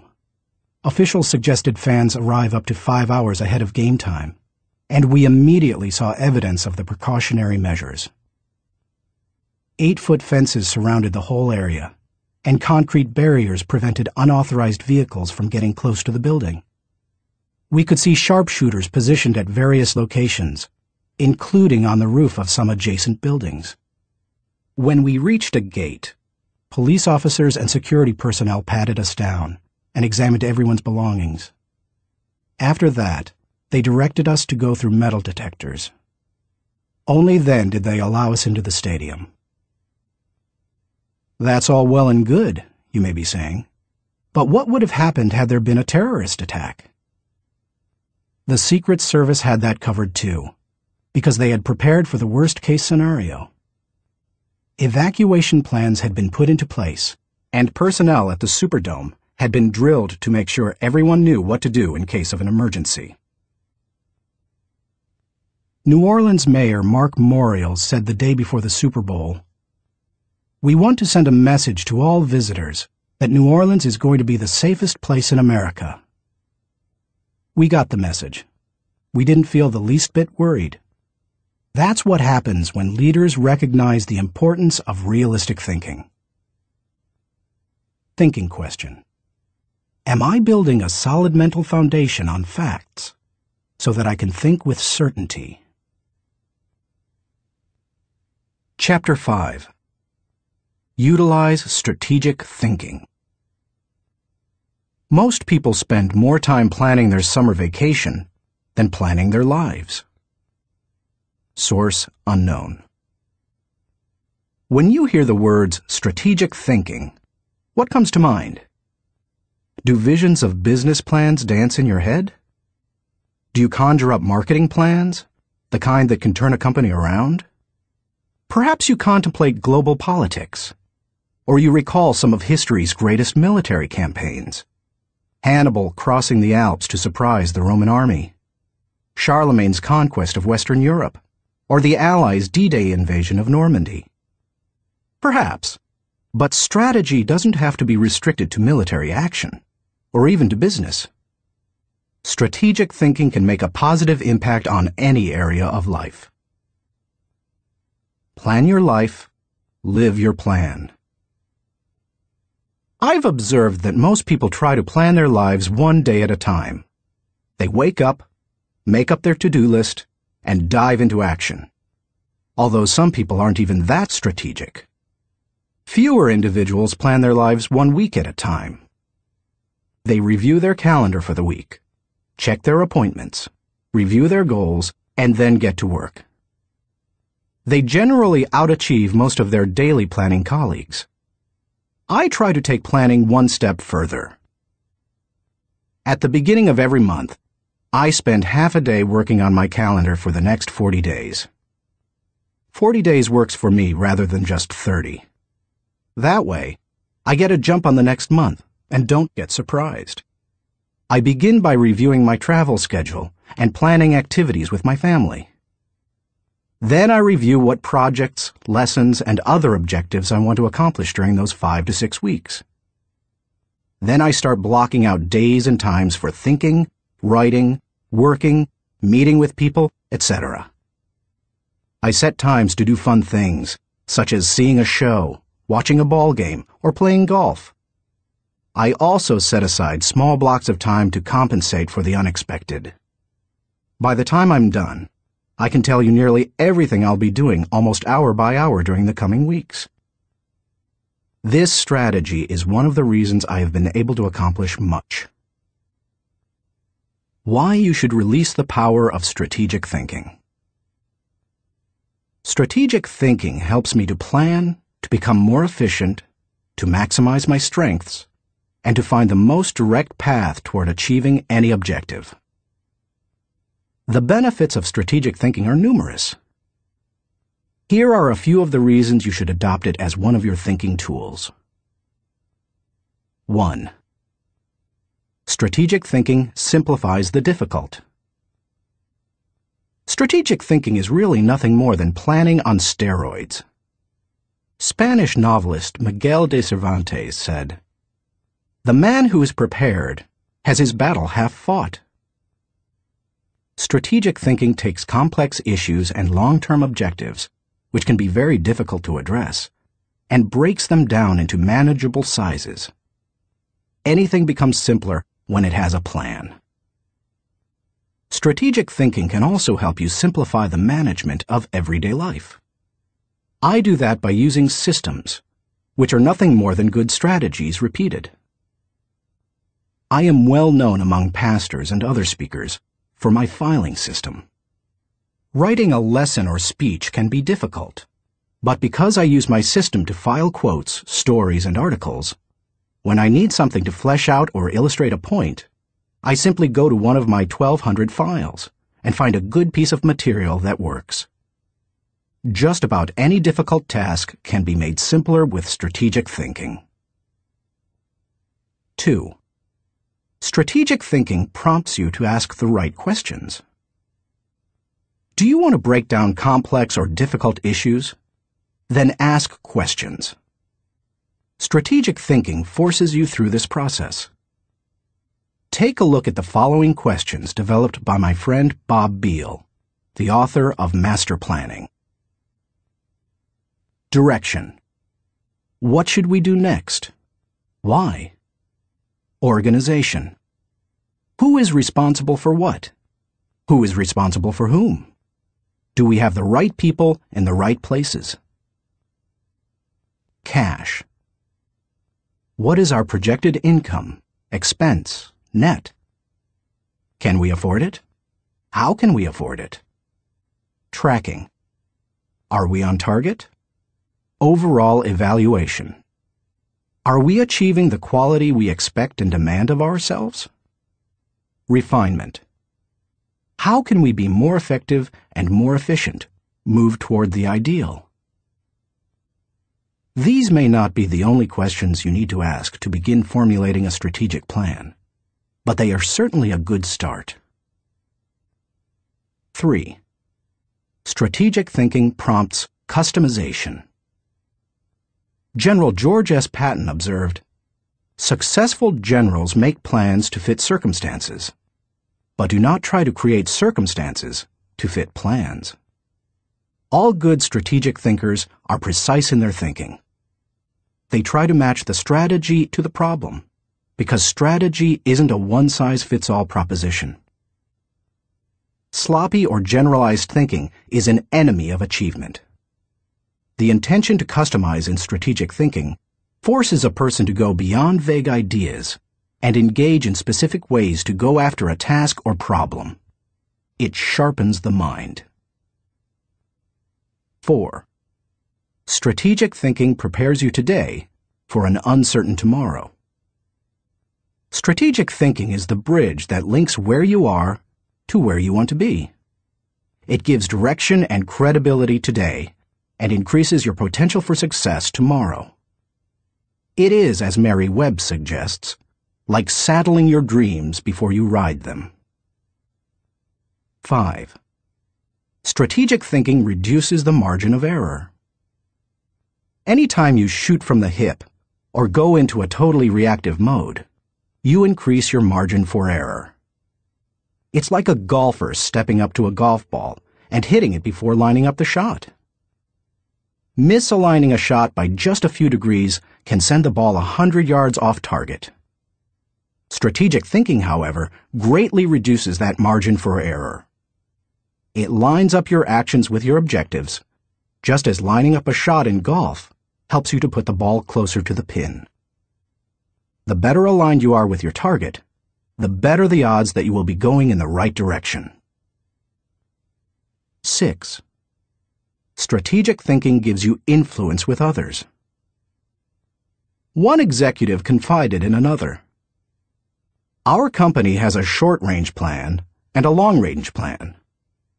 Our short-range plan is to stay afloat long enough to make it to our long-range plan." That's hardly a strategy, yet that's the position where some business leaders put themselves. There's more than one problem with neglecting strategic thinking in that way. Not only does it fail to build the business, but it also loses the respect of everyone involved with the business. The one with the plan is the one with the power. It doesn't matter in what kind of activity you're involved. Employees want to follow the business leader with a good business plan. Volunteers want to join the pastor with a good ministry plan. Children want to be with the adult who has the well-thought-out vacation plan. If you practice strategic thinking, others will listen to you, and they will want to follow you. If you possess a position of leadership in an organization, strategic thinking is essential. How to release the power of strategic thinking.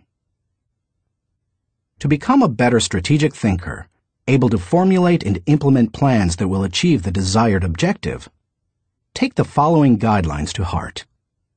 1. Break down the issue. The first step in strategic thinking is to break down an issue into smaller, more manageable parts, so that you can focus on them more effectively. How you do it is not as important as just doing it. You might break an issue down by function. That's what automotive innovator Henry Ford did when he created the assembly line. And that's why he said, "Nothing is particularly hard if you divide it into small jobs." How you break down an issue is up to you, whether it's by function, timetable, responsibility, purpose, or some other method. The point is that you need to break it down. Only one person in a million can juggle the whole thing in his head and think strategically to create solid, viable plans. 2. Ask why before how. When most people begin using strategic thinking to solve a problem or plan a way to meet an objective, they often make the mistake of jumping the gun and trying immediately to figure out how to accomplish it. Instead of asking how, they should first ask why. If you jump right into problem-solving mode, how are you going to know all the issues? Eugene G. Grace says, "Thousands of engineers can design bridges, calculate strains and stresses, and draw up specifications for machines. But the great engineer is the man who can tell whether the bridge or the machine should be built at all, where it should be built, and when." Asking why helps you to think about all the reasons for decisions. It helps you to open your mind to possibilities and opportunities. The size of an opportunity often determines the level of resources and effort that you must invest. Big opportunities allow for big decisions. If you jump to how too quickly, you might miss that. 3. Identify the real issues and objectives. William Feather, author of The Business of Life, said, "Before it can be solved, a problem must be clearly defined. Too many people rush to solutions, and as a result, they end up solving the wrong problem. To avoid that, ask probing questions to expose the real issues. Challenge all of your assumptions. Collect information even after you think you've identified the issue. You may still have to act with incomplete data, but you don't want to jump to a conclusion before you gather enough information to begin identifying the real issue. Begin by asking, what else could be the real issue? You should also remove any personal agenda. More than almost anything else, that can cloud your judgment. Discovering your real situation and objectives is a major part of the battle. Once the real issues are identified, the solutions are often simple. 4. Review your resources. I already mentioned how important it is to be aware of your resources, but it bears repeating. A strategy that doesn't take into account resources is doomed to failure. Take an inventory. How much time do you have? How much money? What kinds of materials, supplies, or inventory do you have? What are your other assets? What liabilities or obligations will come into play? Which people on the team can make an impact? You know your own organization and profession. Figure out what resources you have at your disposal. 5. Develop your plan. How you approach the planning process depends greatly on your profession and the size of the challenge that you're planning to tackle, so it's difficult to recommend many specifics. However, no matter how you go about planning, take this advice. Start with the obvious. When you tackle an issue or plan that way, it brings unity and consensus to the team, because everyone sees those things. Obvious elements build mental momentum and initiate creativity and intensity. The best way to create a road to the complex is to build on the fundamentals. 6. Put the right people in the right place. It's critical that you include your team as part of your strategic thinking. Before you can implement your plan, you must make sure that you have the right people in place. Even the best strategic thinking won't help if you don't take into account the people part of the equation. Look what happens if you miscalculate. Wrong person. Problems instead of potential. Wrong place. Frustration instead of fulfillment. Wrong plan. Grief instead of growth. Everything comes together, however, when you put together all three elements: the right person, the right place, and the right plan. 7. Keep repeating the process. My friend Olin Hendricks remarked, "Strategic thinking is like showering. You have to keep doing it." If you expect to solve any major problem once, you're in for disappointment. Little things such as filing or shopping systematically can be won easily through systems and personal discipline. But major issues need major strategic thinking time. What Thane Yost said is really true. The will to win is worthless if you do not have the will to prepare. If you want to be an effective strategic thinker, then you need to become a continuous strategic thinker. As I was working on this chapter, I came across an article in my local paper on the celebration of the Jewish Passover and how millions of American Jews read the order of service for their Seder, or Passover meal, from a small booklet produced by Maxwell House Coffee.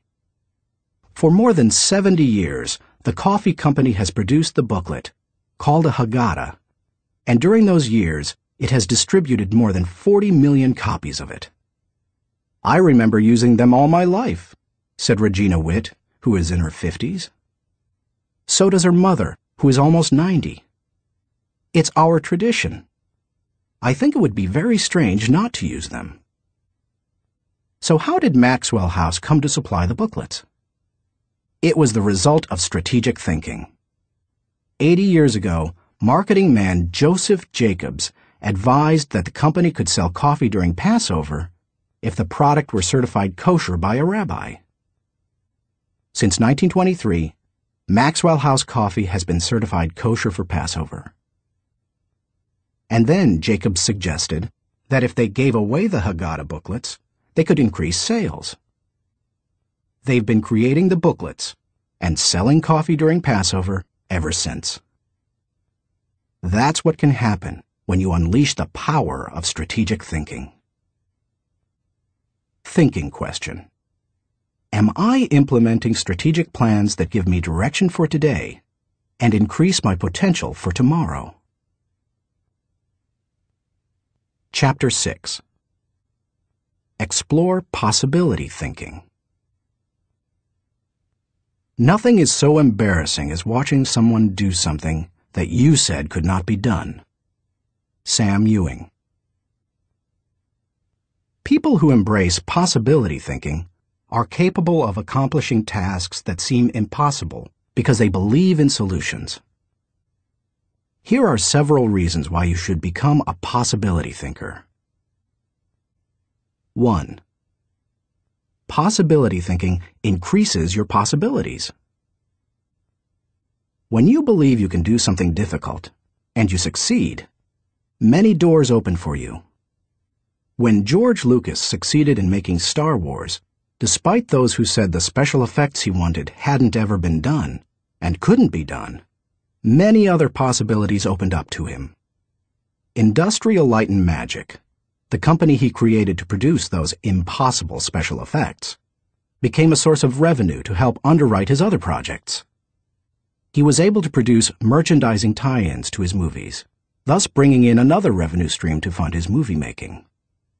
But his confidence in doing the difficult has also made a huge impact on other movie makers and a whole new generation of moviegoers.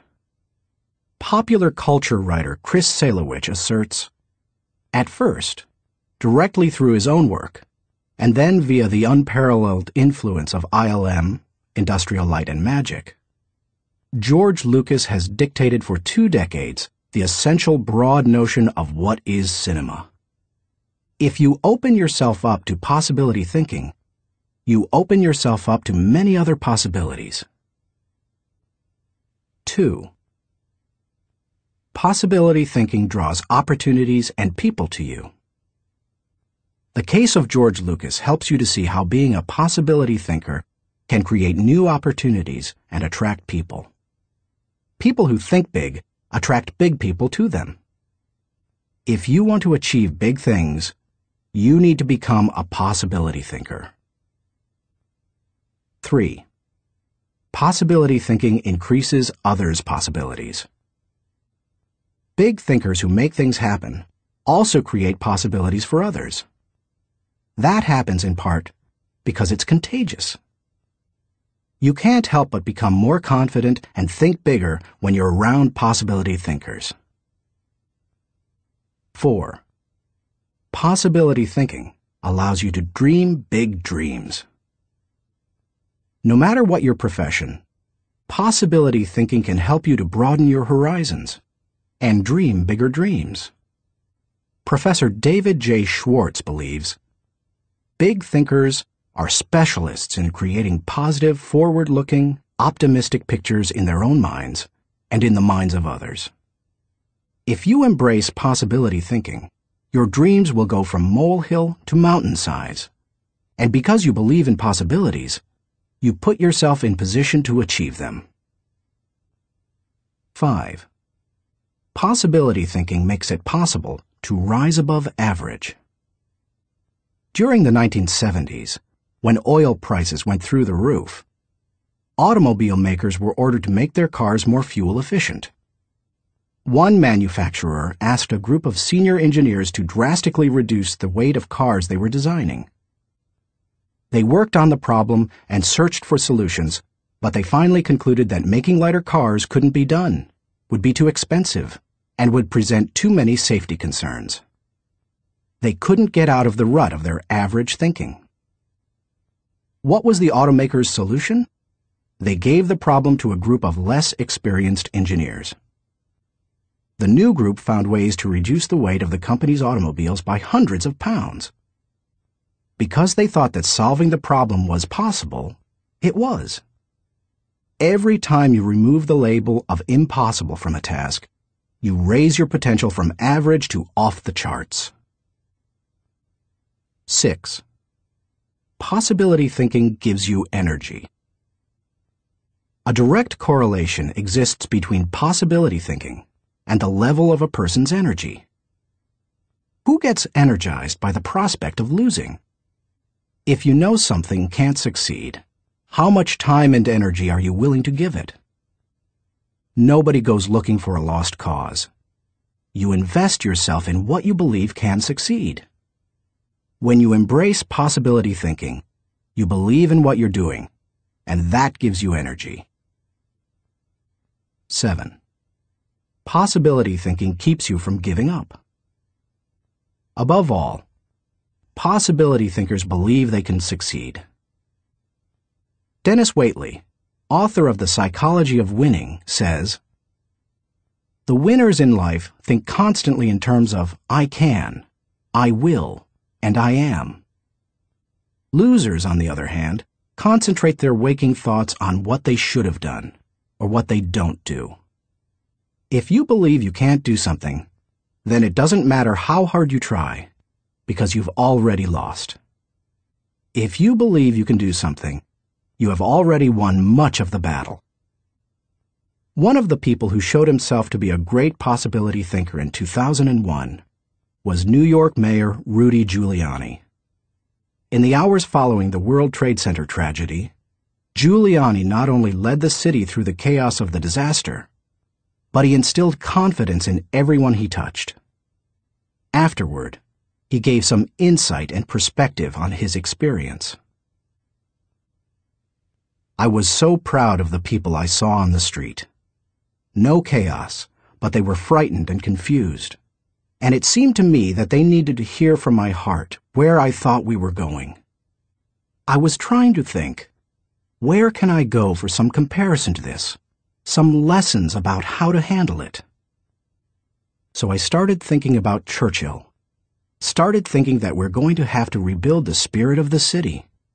And what better example than Churchill and the people of London during the Blitz in 1940, who had to keep up their spirit during this sustained bombing. It was a comforting thought." 16 hours after the plane struck the buildings in New York City, when Giuliani finally returned at 2:30 a.m. to his apartment for a rest, instead of sleeping, he read the World War II chapters of Churchill, a Biography by Roy Jenkins. He learned how Winston Churchill helped his people to see the possibilities and kept his people going. Inspired, Giuliani did the same for his own people 6 decades later. How to feel the energy of possibility thinking. If you are a naturally positive person who already embraces possibility thinking, then you're already tracking with me. However, some people, rather than being optimistic, are naturally negative or cynical. They believe that possibility thinkers are naive or foolish. If your thinking runs toward pessimism, let me ask you a question. How many highly successful people do you know who are continually negative? How many impossibility thinkers are you acquainted with who achieve big things? None. People with an "it can't be done" mindset have two choices. They can expect the worst and continually experience it, or they can change their thinking. That's what George Lucas did. Believe it or not, even though he is a possibility thinker, he is not a naturally positive person. He says, "I'm very cynical, and as a result, I think the defense I have against it is to be optimistic." In other words, he chooses to think positively. He sums it up this way. As corny as it sounds, the power of positive thinking goes a long way. So determination and positive thinking combined with talent, combined with knowing your craft, that may sound like a naive point of view, but at the same time, it's worked for me, and it's worked for all my friends. So I have come to believe it. If you want possibility thinking to work for you, then begin by following these suggestions. 1. Stop focusing on the impossibilities. The first step in becoming a possibility thinker is to stop yourself from searching for and dwelling on what's wrong with any given situation. Sports psychologist Bob Rotella recounts, "I tell people, if you don't want to get into positive thinking, that's okay. Just eliminate all the negative thoughts from your mind, and whatever's left will be fine." If possibility thinking is new to you, you're going to have to give yourself a lot of coaching to eliminate some of the negative self-talk you may hear in your head. When you automatically start listing all the things that can go wrong, or all the reasons something can't be done, stop yourself and say, "Don't go there." Then ask, "What's right about this?" That will help to get you started.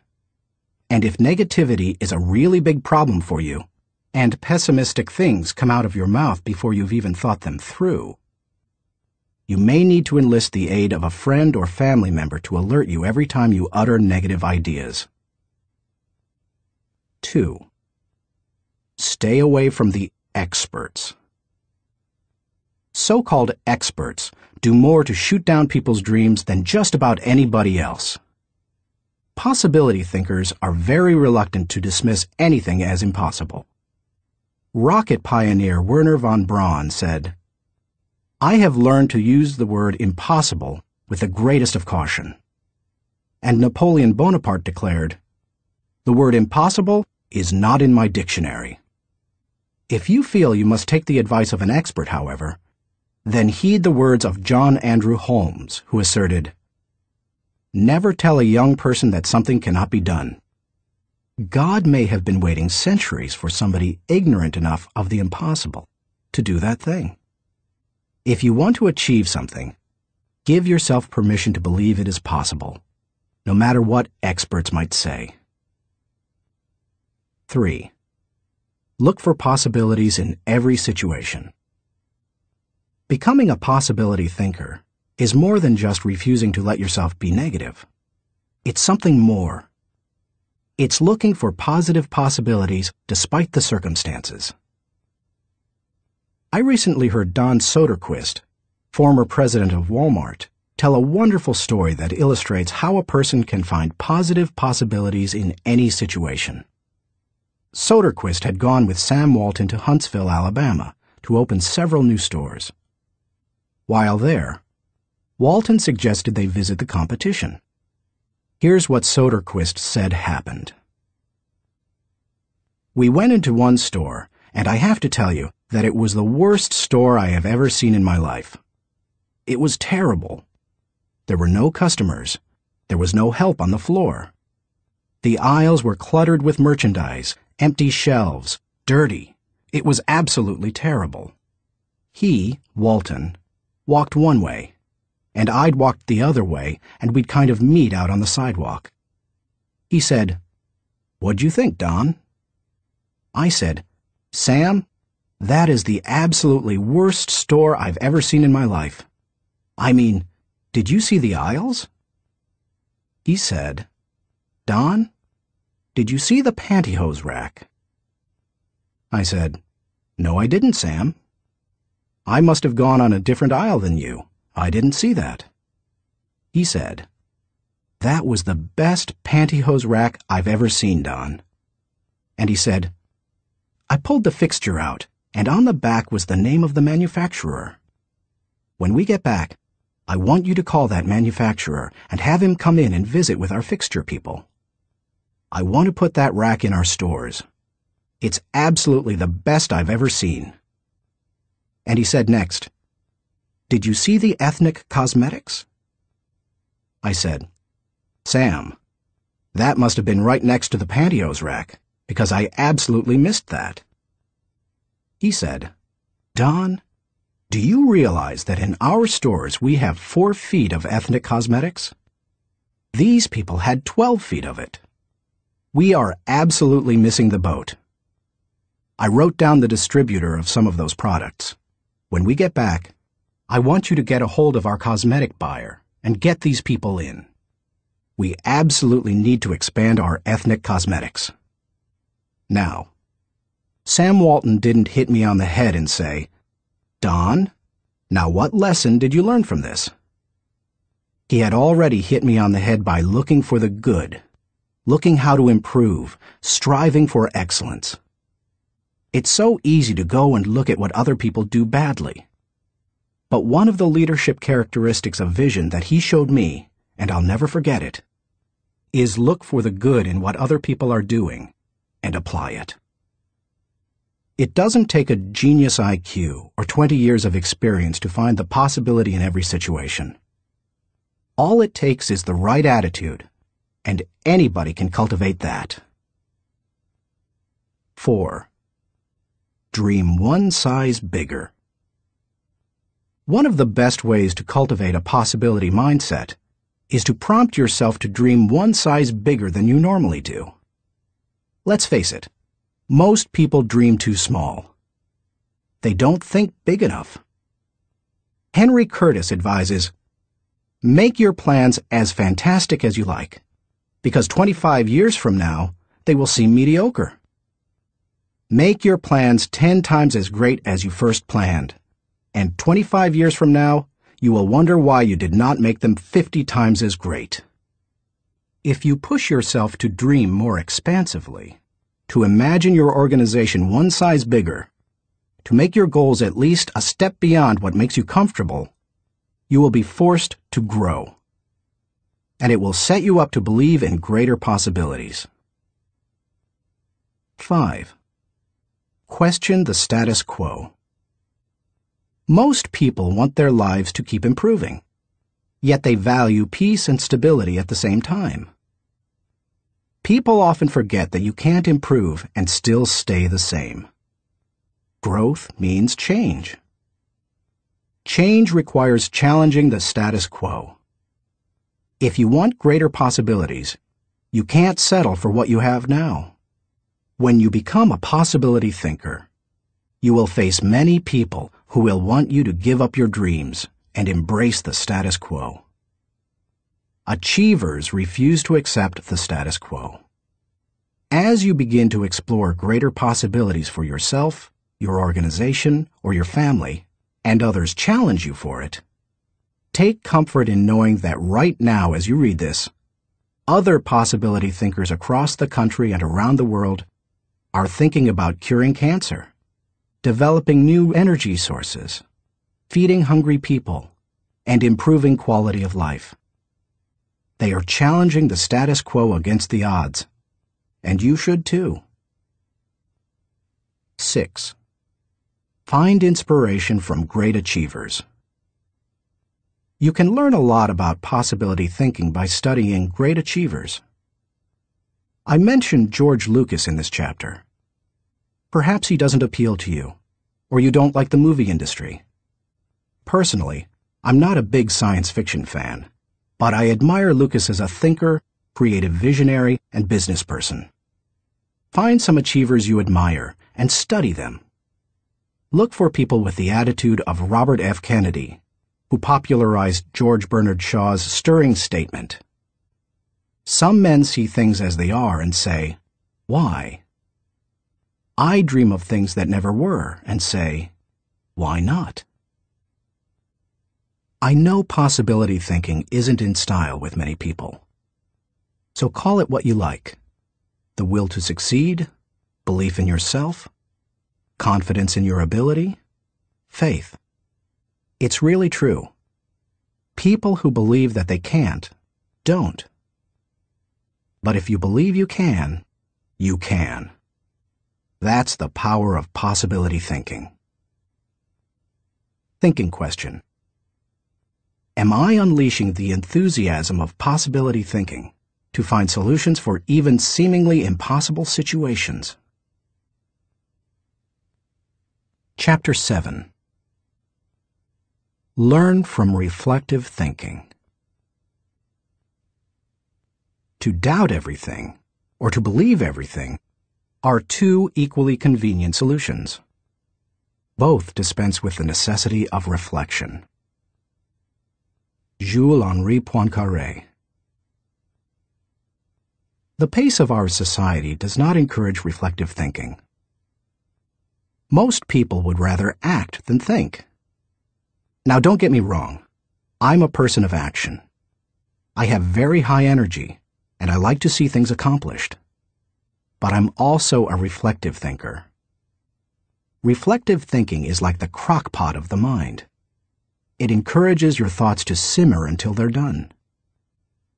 As I go through this process, my goal is to reflect so that I might learn from my successes and mistakes, discover what I should try to repeat, and determine what I should change. It is always a valuable exercise. By mentally visiting past situations, you can think with greater understanding. 1. Reflective thinking gives you true perspective. When our children were young and still lived at home, we used to take them on wonderful vacations every year. When we got home, they always knew that I was going to ask them two questions. What did you like best, and what did you learn? It didn't matter whether we went to Walt Disney World or Washington, D.C. I always asked those questions. Why? Because I wanted them to reflect on their experiences. Children don't naturally grasp the value or cost of an experience unless prompted. They take things for granted. I wanted my children to appreciate our trips and to learn from them. When you reflect, you are able to put an experience into perspective. You are able to evaluate its timing, and you are able to gain a new appreciation for things that before went unnoticed. Most people are able to recognize the sacrifices of their parents or other people only when they become parents themselves. That's the kind of perspective that comes with reflection. 2. Reflective thinking gives emotional integrity to your thought life. Few people have good perspective in the heat of an emotional moment. Most individuals who enjoy the thrill of an experience try to go back and recapture it without first trying to evaluate it. It's one of the reasons our culture produces so many thrill seekers. Likewise, those who survive a traumatic experience usually avoid similar situations at all costs, which sometimes ties them into emotional knots. Reflective thinking enables you to distance yourself from the intense emotions of particularly good or bad experiences and see them with fresh eyes. You can see the thrills of the past in the light of emotional maturity and examine tragedies in the light of truth and logic. That process can help a person to stop carrying around a bunch of negative emotional baggage. President George Washington observed, "We ought not to look back unless it is to derive useful lessons from past errors, and for the purpose of profiting by dearly bought experience. Any feeling that can stand up to the light of truth and can be sustained over time has emotional integrity and is therefore worthy of your mind and heart." 3. Reflective thinking increases your confidence in decision-making. Have you ever made a snap judgment and later wondered if you did the right thing? Everybody has. Reflective thinking can help to diffuse that doubt. It also gives you confidence for the next decision. Once you've reflected on an issue, you don't have to repeat every step of the thinking process when you're faced with it again. You've got mental road markers from having been there before. That compresses and speeds up thinking time, and it gives you confidence. And over time, it can also strengthen your intuition. 4. Reflective thinking clarifies the big picture. When you engage in reflective thinking, you can put ideas and experiences into a more accurate context. Reflective thinking encourages us to go back and spend time pondering what we have done and what we have seen. If a person who loses his job reflects on what happened, he may see a pattern of events that led to his dismissal. He will better understand what happened, why it happened, and what things were his responsibility. If he also looks at the incidents that occurred afterward, he may realize that in the larger scheme of things, he's better off in his new position because it better fits his skills and desires. Without reflection, it can be very difficult to see that big picture. 5. Reflective thinking takes a good experience and makes it a valuable experience. When you were just starting out in your career, did it seem that few people were willing to give someone without experience an opportunity? At the same time, could you see people who had been on their jobs 20 years, who yet did their work poorly? If so, that probably frustrated you. Playwright William Shakespeare wrote, "Experience is a jewel, and it had need be so, for it is often purchased at an infinite rate." Yet experience alone does not add value to a life. It's not necessarily experience that is valuable. It's the insight people gain because of their experience. Reflective thinking turns experience into insight. Mark Twain said, "We should be careful to get out of an experience all the wisdom that is in it. Not like the cat that sits down on a hot stove lid. She will never sit down on a hot stove lid again, and that is well. But also, she will never sit down on a cold one anymore. An experience becomes valuable when it informs or equips us to meet new experiences. Reflective thinking helps to do that." How to embrace the lessons of reflective thinking. If you are like most people in our culture today, you probably do very little reflective thinking. If that's the case, it may be holding you back more than you think. Take to heart the following suggestions to increase your ability to think reflectively. 1. Set aside time for reflection. Greek philosopher Socrates observed, "The unexamined life is not worth living." For most people, however, reflection and self-examination doesn't come naturally. It can be a fairly uncomfortable activity for a variety of reasons. They have a hard time staying focused. They find the process dull, or they don't like spending a lot of time thinking about emotionally difficult issues. But if you don't carve out the time for it, you are unlikely to do any reflective thinking. 2. Remove yourself from distractions. As much as any other kind of thinking, reflection requires solitude. Distraction and reflection simply don't mix. It's not the kind of thing you can do well near a television, in a cubicle, while the phone is ringing, or with children in the same room.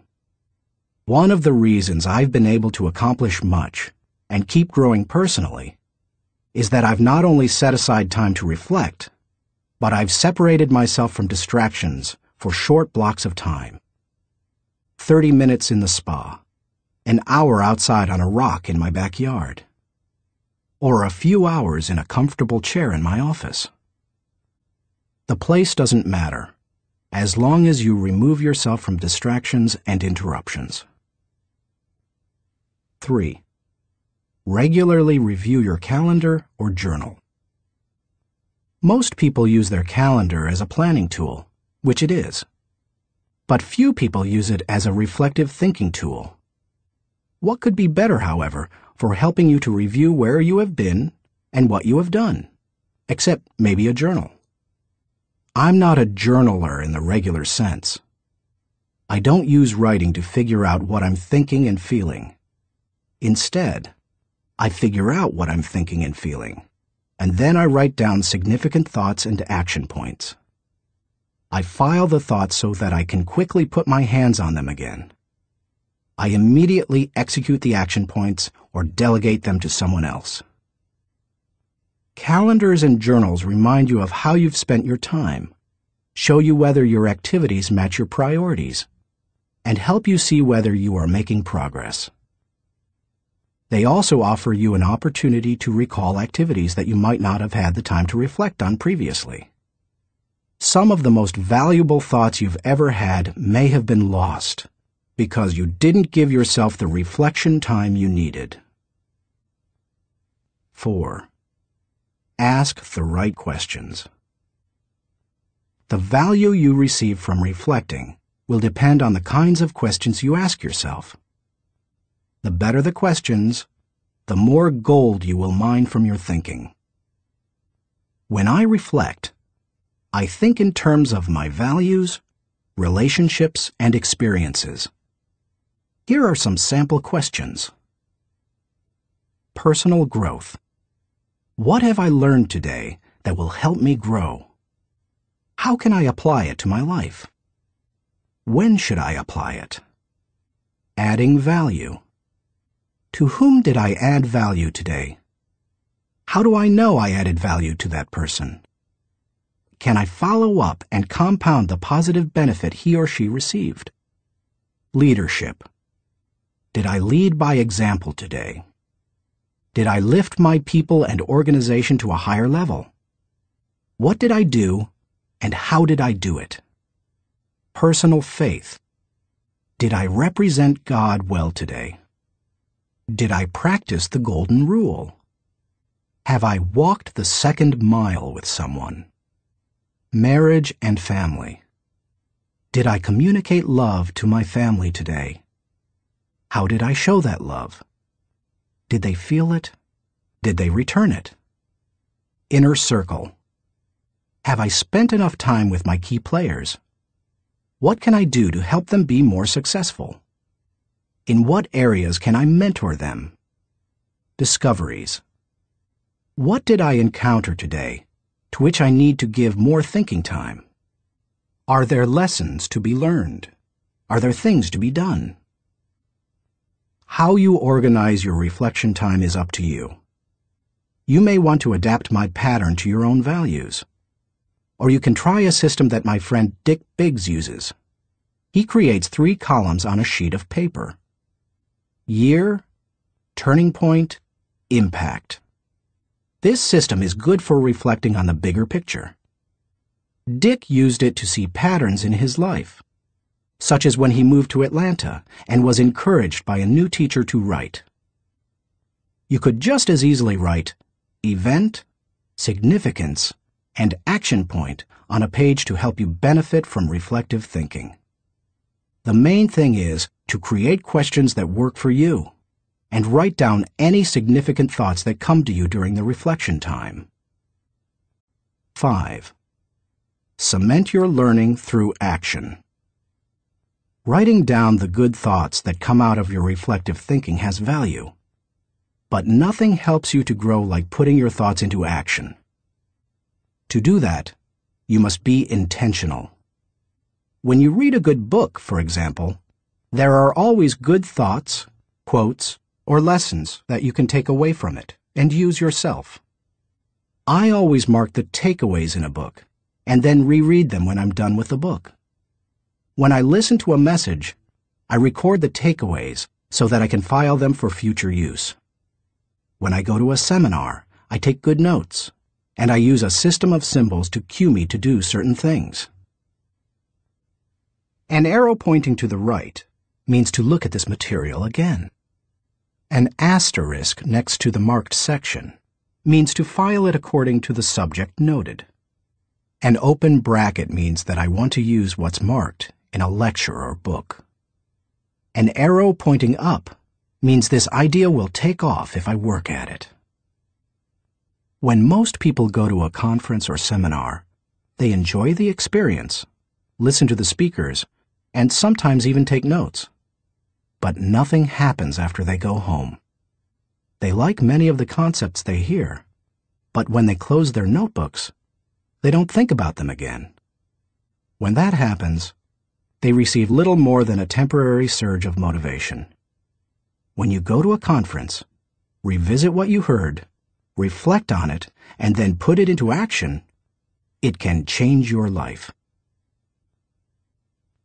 Ultimately, reflective thinking has three main values. It gives me perspective within context. It allows me to continually connect with my journey. And it provides counsel and direction concerning my future. It is an invaluable tool to my personal growth. Few things in life can help me learn and improve the way reflective thinking can.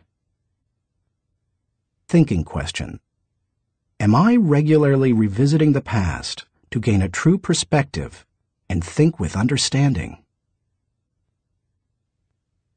Chapter 8. Question popular thinking. I'm not an answering machine. I'm a questioning machine. If we have all the answers, how come we're in such a mess? Douglas Cardinal. Economist John Maynard Keynes, whose ideas profoundly influenced economic theory and practices in the 20th century, asserted, "The difficulty lies not so much in developing new ideas as in escaping from the old ones." Going against popular thinking can be difficult, whether you're a business person bucking company tradition, a pastor introducing new types of music to his church, a new mother rejecting old wives' tales handed down from her parents, or a teenager ignoring currently popular styles. Many of the ideas in this book go against popular thinking. If you value popularity over good thinking, then you will severely limit your potential to learn the types of thinking encouraged by this book.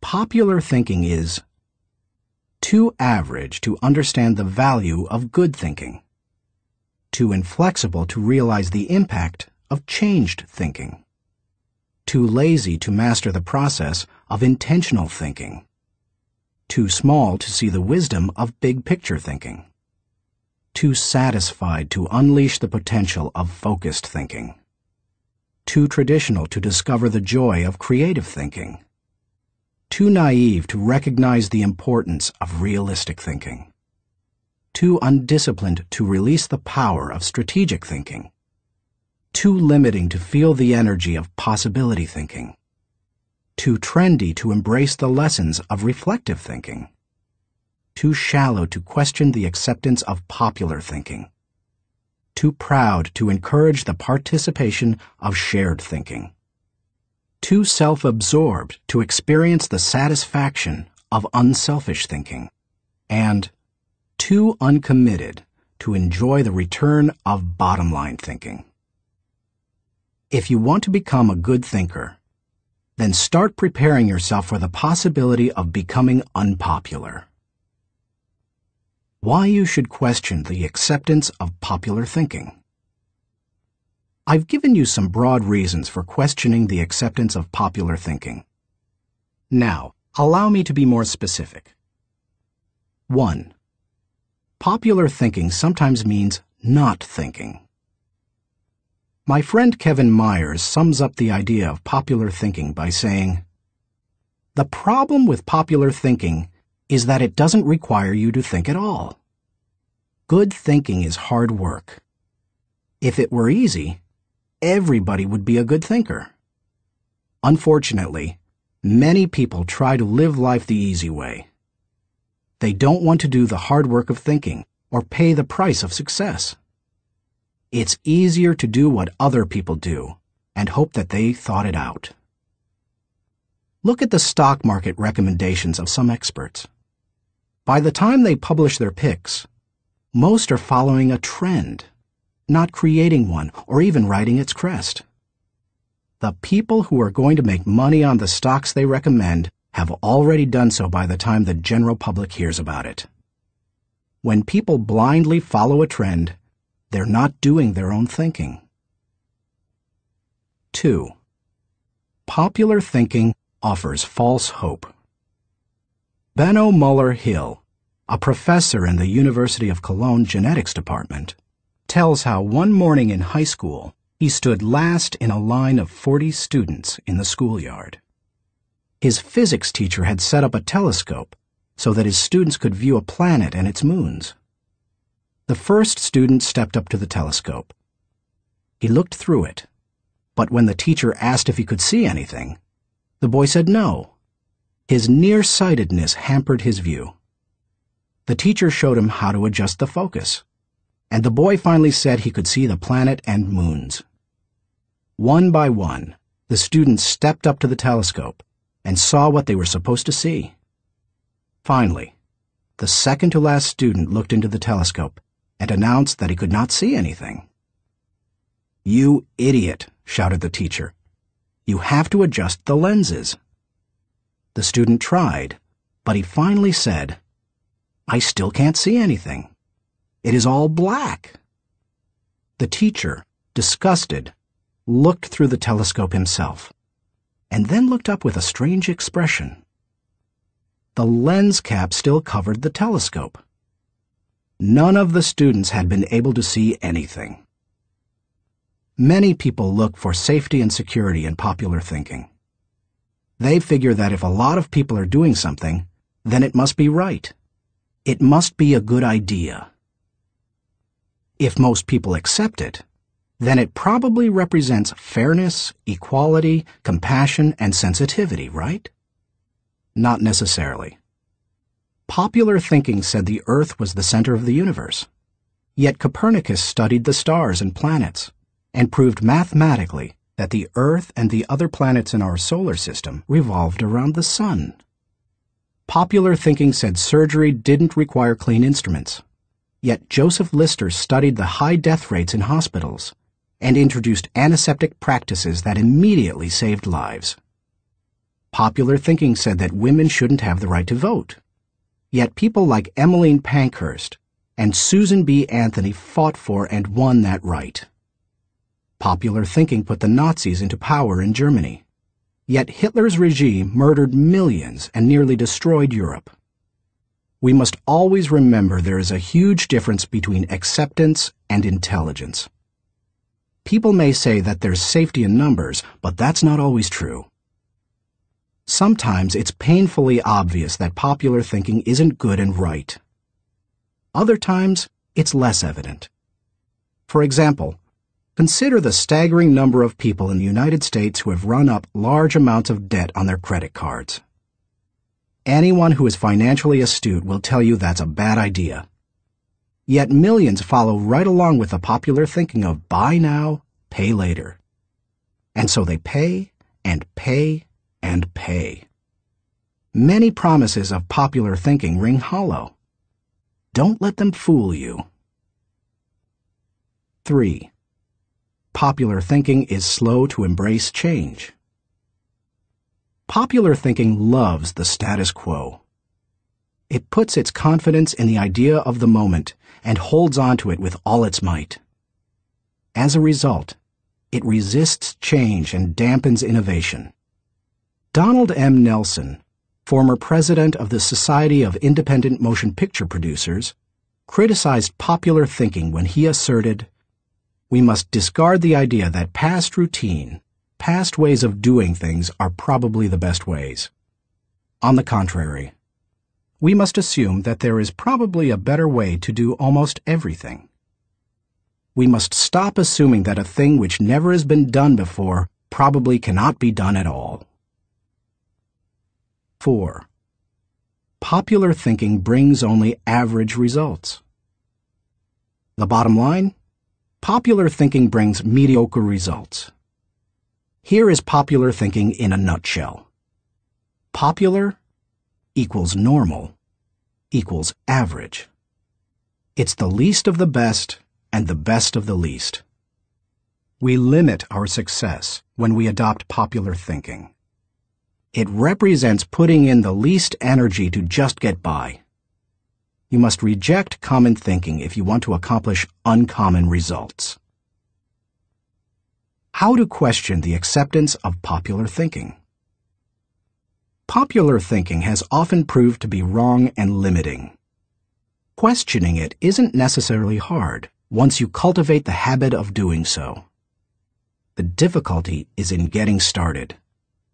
Begin by doing the following things. 1. Think before you follow. Many individuals follow others almost automatically.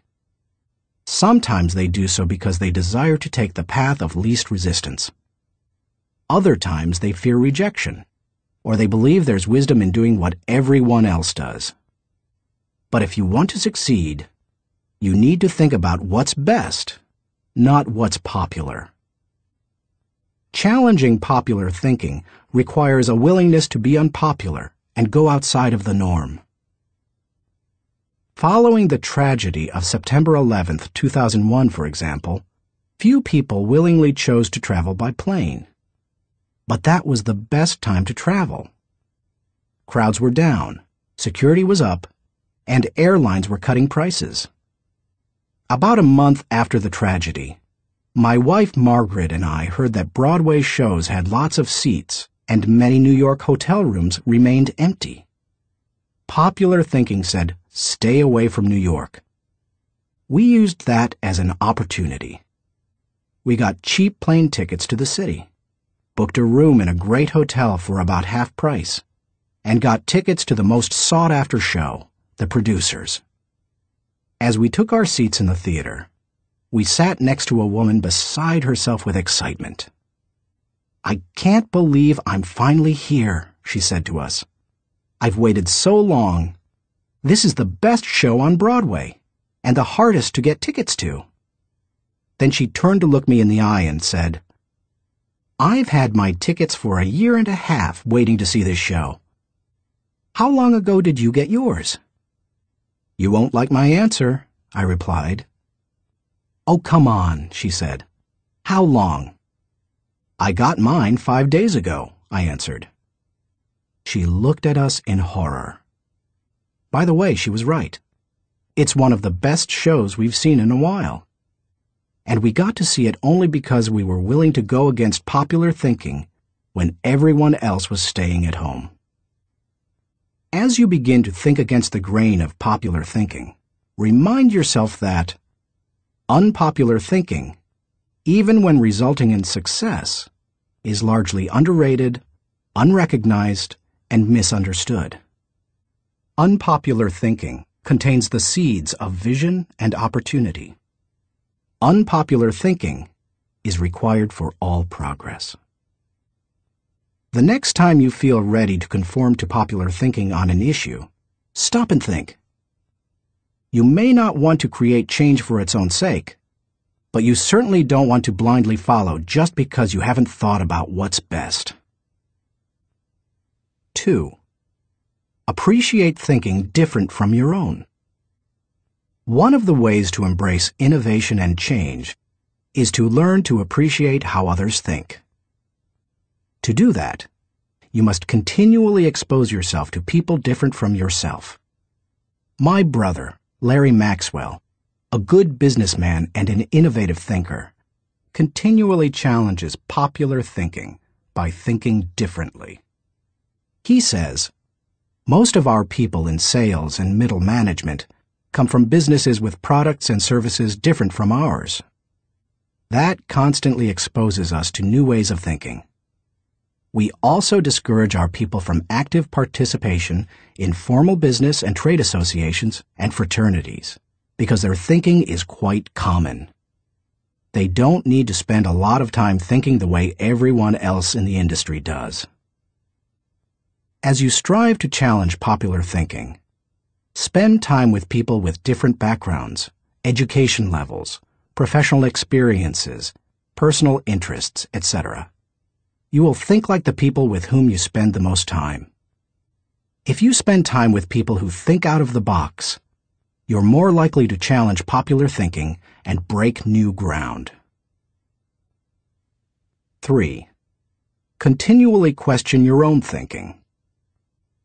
Let's face it, any time we find a way of thinking that works, one of our greatest temptations is to go back to it repeatedly, even if it no longer works well.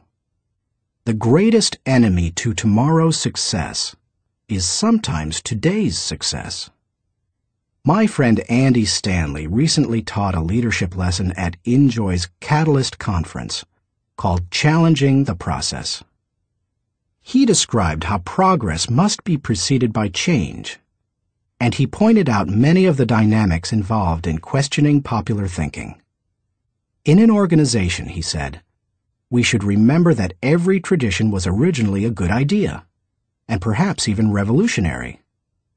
But every tradition may not be a good idea for the future.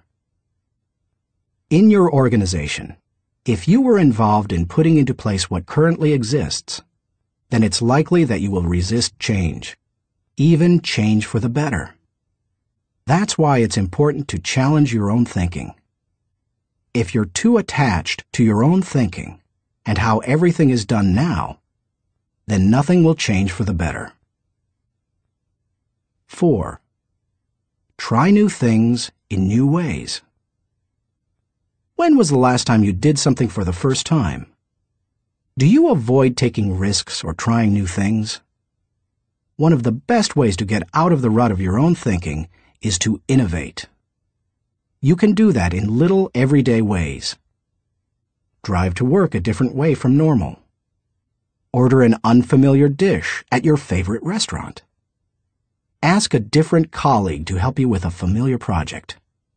Take yourself off of autopilot. Unpopular thinking asks questions and seeks options. In 1997, my 3 companies moved to Atlanta, Georgia.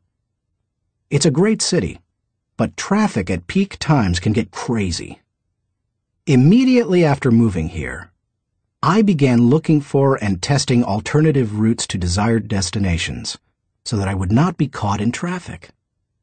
From my house to the airport, for example, I have discovered and used 9 routes within 8 miles and 12 minutes from one another. Often, I am amazed to see people sitting on the freeway when they could be moving forward on an alternative route. What is the problem? Too many people have not tried new things in new ways. It is true. Most people are more satisfied with old problems than committed to finding new solutions. How you go about doing new things in new ways is not as important as making sure you do it. Besides, if you try to do new things in the same way that everyone else does, are you really going against popular thinking? Get out there and do something different today. 5. Get used to being uncomfortable. When it comes right down to it, popular thinking is comfortable. It's like an old recliner adjusted to all the owner's idiosyncrasies. The problem with most old recliners is that no one has looked at them lately. If so, they'd agree that it's time to get a new one. If you want to reject popular thinking in order to embrace achievement, you'll have to get used to being uncomfortable. If you embrace unpopular thinking, and make decisions based on what works best and what is right, rather than what is commonly accepted, know this: in your early years, you won't be as wrong as people think you are. In your later years, you won't be as right as people think you are. And all through the years, you will be better than you thought you could be. Thinking question. Am I consciously rejecting the limitations of common thinking in order to accomplish uncommon results? Chapter 9. Benefit from shared thinking. None of us is as smart as all of us. Ken Blanchard. Good thinkers, especially those who are also good leaders, understand the power of shared thinking. They know that when they value the thoughts and ideas of others, they receive the compounding results of shared thinking and accomplish more than they ever could on their own. Those who participate in shared thinking understand the following. 1. Shared thinking is faster than solo thinking. We live in a truly fast-paced world. To function at its current rate of speed, we can't go it alone. I think the generation of young men and women just entering the workforce sense that very strongly. Perhaps that is why they value community so highly, and are more likely to work for a company they like than one that pays them well. Working with others is like giving yourself a shortcut. If you want to learn a new skill quickly, how do you do it? Do you go off by yourself and figure it out? Or do you get someone to show you how? You can always learn more quickly from someone with experience, whether you're trying to learn how to use a new software package, develop your golf swing, or cook a new dish. 2. Shared thinking is more innovative than solo thinking. We tend to think of great thinkers and innovators as soloists. But the truth is that the greatest innovative thinking doesn't occur in a vacuum. Innovation results from collaboration. Albert Einstein once remarked, "Many times a day, I realize how much my own outer and inner life is built upon the labors of my fellow men, both living and dead, and how earnestly I must exert myself in order to give in return as much as I have received." Shared thinking leads to greater innovation, whether you look at the work of researchers Marie and Pierre Curie, surrealists Luis Buñuel and Salvador Dali, or songwriters John Lennon and Paul McCartney. If you combine your thoughts with the thoughts of others, you will come up with thoughts you've never had. 3. Shared thinking brings more maturity than solo thinking. As much as we would like to think that we know it all, each of us is probably painfully aware of our blind spots and areas of inexperience. When I first started out as a pastor, I had dreams and energy, but little experience. To try to overcome that, I attempted to get several high-profile pastors of growing churches to share their thinking with me. In the early 1970s, I wrote letters to the 10 most successful pastors in the country, offering them what was a huge amount of money to me at the time, $100, to meet me for an hour so that I could ask them questions. When one said yes, I'd visit him. I didn't talk much, except to ask a few questions. I wasn't there to impress anyone or satisfy my ego. I was there to learn. I listened to everything he said, took careful notes, and absorbed everything I could. Those experiences changed my life. You've had experiences I haven't, and I've had experiences you haven't. Put us together, and we bring a broader range of personal history, and therefore maturity, to the table. If you don't have the experience you need, hook up with someone who does.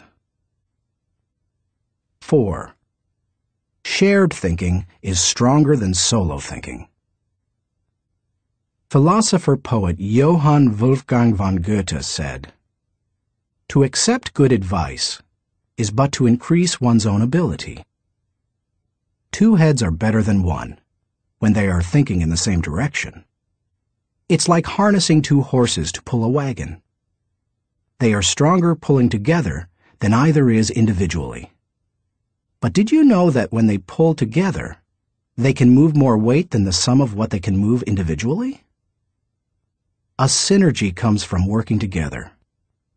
That same kind of energy comes into play when people think together. 5.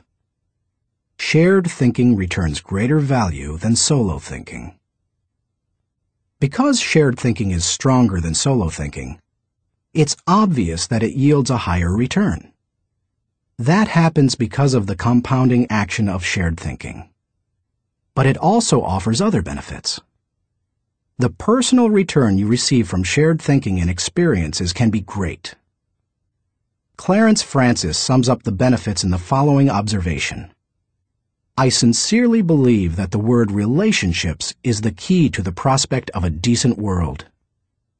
It seems abundantly clear that every problem you will have, in your family, in your work, in our nation, or in this world, is essentially a matter of relationships, of interdependence.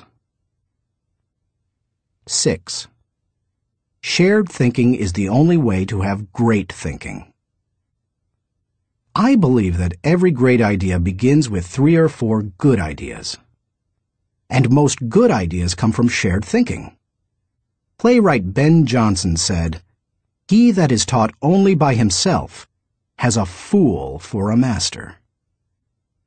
When I was in school, teachers put the emphasis on being right and on doing better than the other students, rarely on working together to come up with good answers. Yet all the answers improve when they make the best use of everyone's thinking. If we each have one thought, and together we have 2 thoughts, then we always have the potential for a great thought.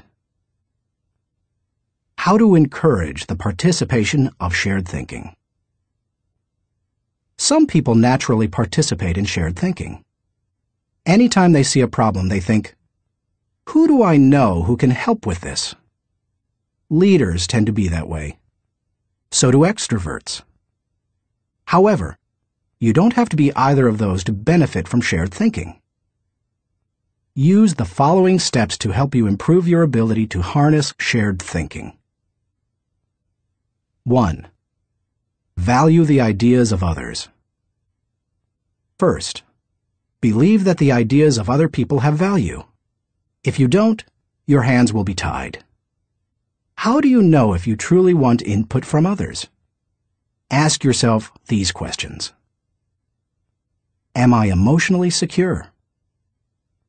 People who lack confidence and worry about their status, position, or power tend to reject the ideas of others, protect their turf, and keep people at bay.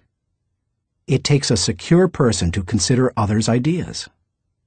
Years ago, an emotionally insecure person took a key position on my board of directors. After a couple of meetings, it became obvious to the other board members that this individual would not positively contribute to the organization. I asked a seasoned leader on the board, "Why does this person always do and say things that hinder our progress?" I'll never forget his reply. Hurting people hurt people. Do I place value on people? You won't value the ideas of a person if you don't value and respect the person himself or herself. Have you ever considered your conduct around people you value versus those you don't? Look at the differences. If I value people, I want to spend time with them. If I don't value people, I don't want to be around them. If I value people, I listen to them. If I don't value people, I neglect to listen. If I value people, I want to help them. If I don't value people, I don't offer them help. If I value people, I am influenced by them. If I don't value people, I ignore them. If I value people, I respect them. If I don't value people, I am indifferent. Do I value the interactive process? A wonderful synergy often occurs as the result of shared thinking. It can take you places you've never been. Publisher Malcolm Forbes asserted, "Listening to advice often accomplishes far more than heeding it."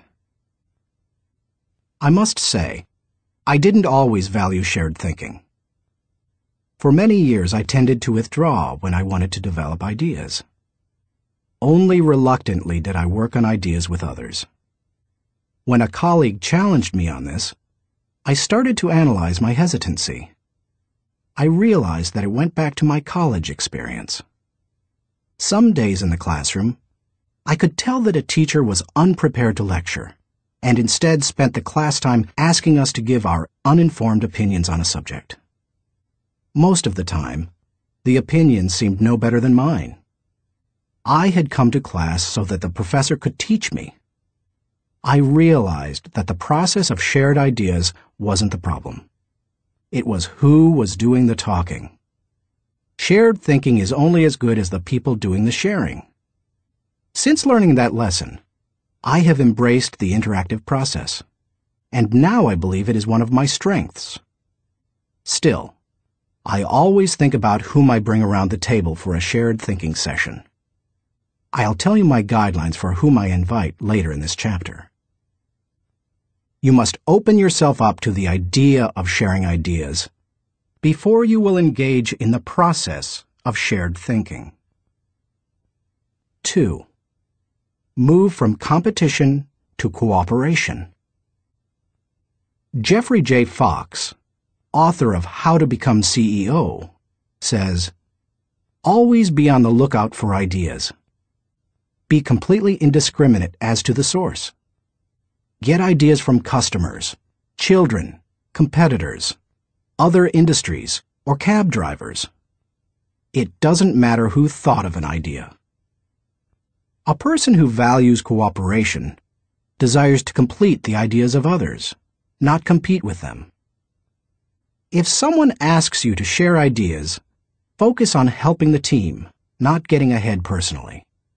And if you are the one who brings people together to share their thoughts, praise the idea more than the source of the idea. If the best idea always wins, rather than the person who offered it, then all will share their thoughts with greater enthusiasm. 3. Have an agenda when you meet. I enjoy spending time with certain people, whether we discuss ideas or not. My wife Margaret, my children, my grandchildren, my parents. Though we often do discuss ideas, it doesn't bother me if we don't. We are family. When I spend time with nearly anyone else in my life, however, I have an agenda. I know what I want to accomplish. The more I respect the wisdom of the person, the more I listen. For example, when I meet with someone I'm mentoring, I let the person ask the questions, but I expect to do most of the talking. When I meet with someone who mentors me, like Bill Bright, I mostly keep my mouth shut. In other relationships, the give and take is more even. But no matter with whom I meet, I have a reason for getting together, and I have an expectation for what I'll give to it and get from it. That's true whether it's for business or pleasure. 4. Get the right people around the table. To get anything of value out of shared thinking, you need to have people around the table who bring something to the table. As you prepare to ask people to participate in shared thinking, use the following criteria for the selection process. Choose people whose greatest desire is the success of the ideas. People who can add value to another's thoughts. People who can emotionally handle quick changes in the conversation. People who appreciate the strengths of others in areas where they are weak. People who understand their place of value at the table. People who place what is best for the team before themselves. People who can bring out the best thinking in the people around them. People who possess maturity, experience, and success in the issue under discussion. People who will take ownership and responsibility for decisions. People who will leave the table with a we attitude, not a me attitude. Too often we choose our brainstorming partners based on feelings of friendship or circumstances or convenience. But that doesn't help us to discover and create the ideas of the highest order. Who we invite to the table makes all the difference. 5. Compensate good thinkers and collaborators well. Successful organizations practice shared thinking. If you lead an organization, department, or team, then you can't afford to be without people who are good at shared thinking. As you recruit and hire, look for good thinkers who value others, have experience with the collaborative process, and are emotionally secure. Then, pay them well, and challenge them to use their thinking skills and share their ideas often. Nothing adds value like a lot of good thinkers putting their minds together.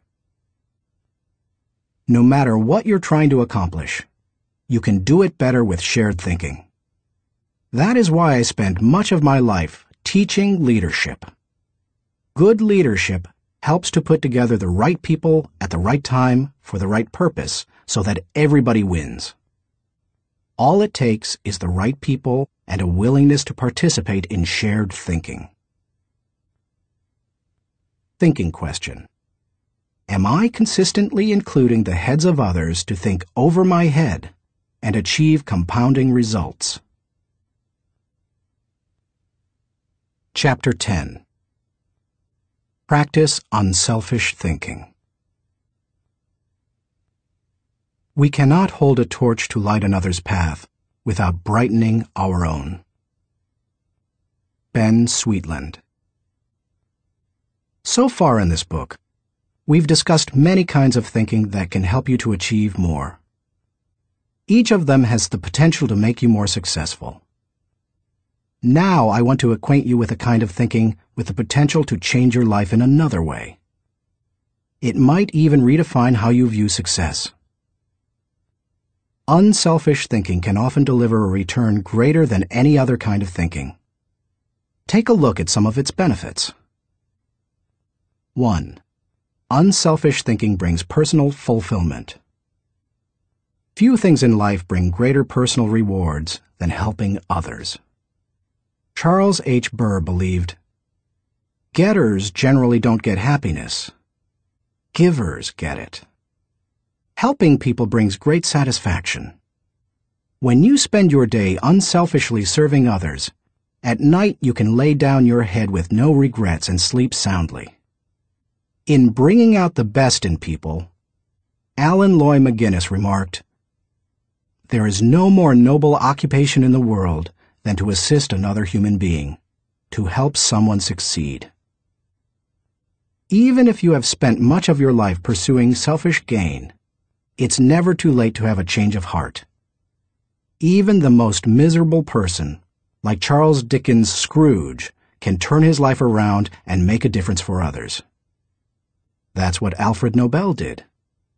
When he saw his own obituary in the newspaper, his brother had died, and the editor had written about the wrong Nobel, saying that the explosives his company produced had killed many people.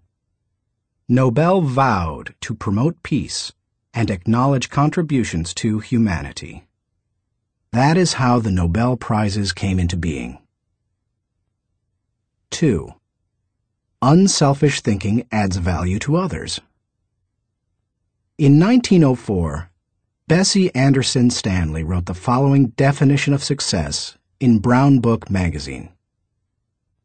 "He has achieved success who has lived well, laughed often, and loved much, who has enjoyed the trust of pure women, the respect of intelligent men, and the love of little children, who has filled his niche and accomplished his task, who has left the world better than he found it, whether by an improved poppy, a perfect poem, or a rescued soul, who has never lacked appreciation of Earth's beauty or failed to express it, who has always looked for the best in others and given them the best he had, whose life was an inspiration, whose memory a benediction. When you get outside of yourself and make a contribution to others, you really begin to live. 3. Unselfish thinking encourages other virtues. When you see a 4-year-old, you expect to observe selfishness. But when you see it in a 40-year-old, it's not very attractive, is it? Of all the qualities a person can pursue, unselfish thinking seems to make the biggest difference toward cultivating other virtues. I think that's because the ability to give unselfishly is so difficult. It goes against the grain of human nature. But if you can learn to think unselfishly and become a giver, then it becomes easier to develop many other virtues: gratitude, love, respect, patience, discipline, etc. 4. Unselfish thinking increases quality of life.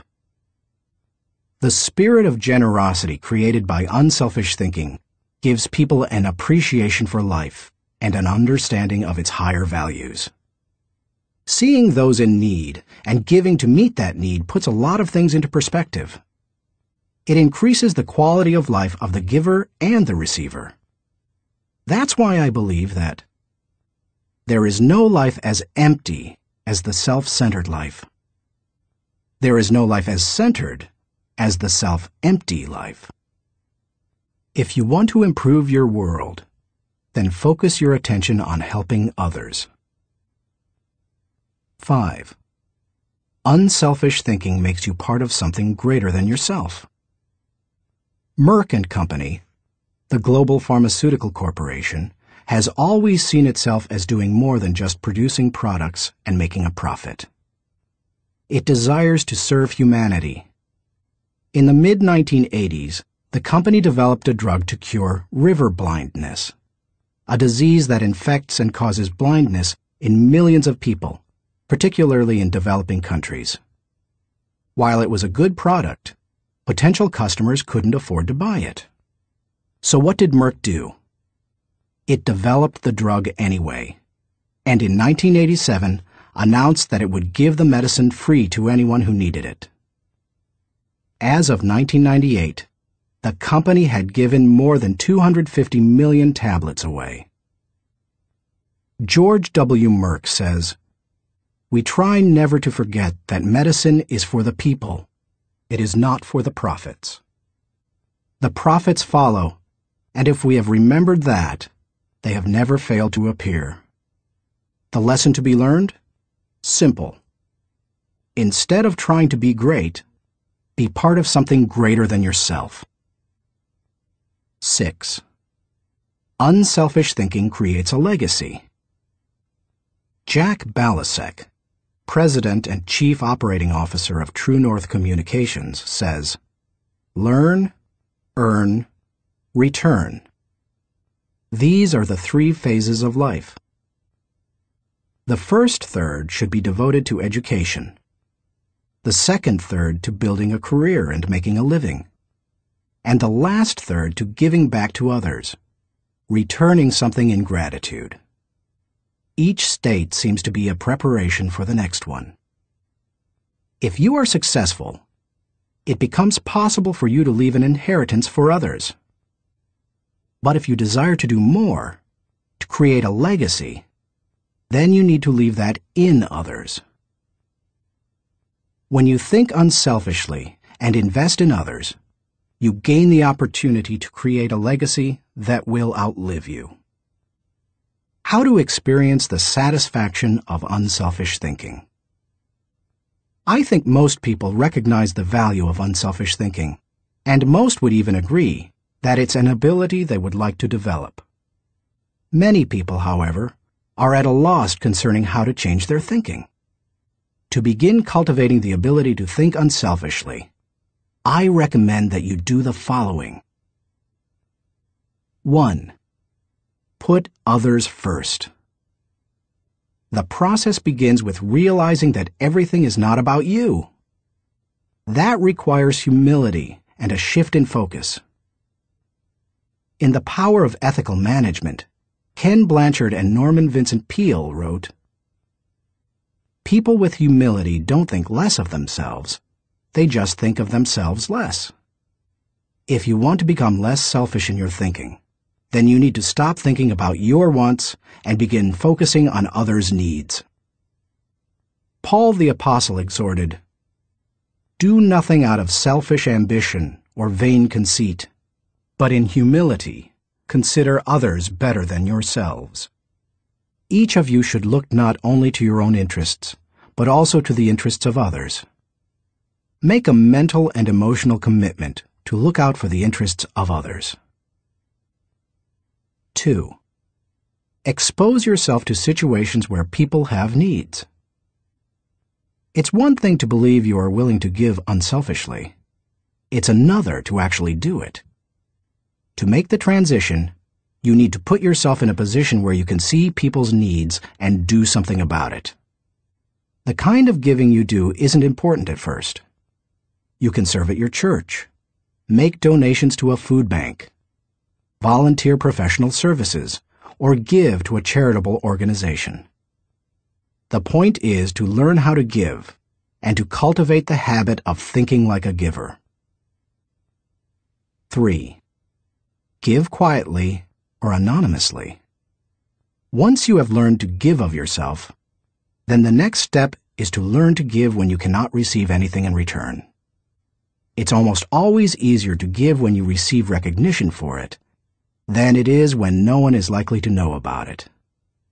The people who give in order to receive a lot of fanfare, however, have already received any reward they will get. There are spiritual, mental, and emotional benefits that come only to those who give anonymously.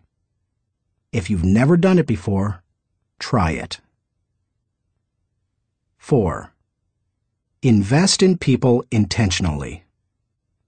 The highest level of unselfish thinking comes when you give of yourself to another person for that person's personal development or well-being. If you're married or a parent, you know this from personal experience. What does your spouse value most highly? Money in the bank or your time freely given? What would small children really rather have from you? A toy or your undivided attention? The people who love you would rather have you than what you can give them. If you want to become the kind of person who invests in people, then consider others and their journey so that you can collaborate with them. Each relationship is like a partnership created for mutual benefit. As you go into any relationship, think about how you can invest in the other person so that it becomes a win-win situation. Here is how relationships most often play out. I win, you lose. I win only once. You win, I lose. You win only once. We both win. We win many times. We both lose. Goodbye partnership. The best relationships are win-win. Why don't more people go into relationships with that attitude? I'll tell you why. Most people want to make sure that they win first. Unselfish thinkers, on the other hand, go into a relationship and make sure that the other person wins first. And that makes all the difference. 5. Continually check your motives. François de la Rochefoucauld said, "What seems to be generosity is often no more than disguised ambition, which overlooks a small interest in order to secure a great one." The hardest thing for most people is fighting their natural tendency to put themselves first. That's why it's important to continually examine your motives to make sure you're not sliding backward into selfishness. Do you want to check your motives? then follow the modeling of Benjamin Franklin. Every day, he asked himself 2 questions.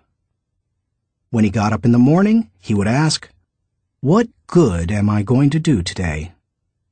And before he went to bed, he would ask, "What good have I done today?"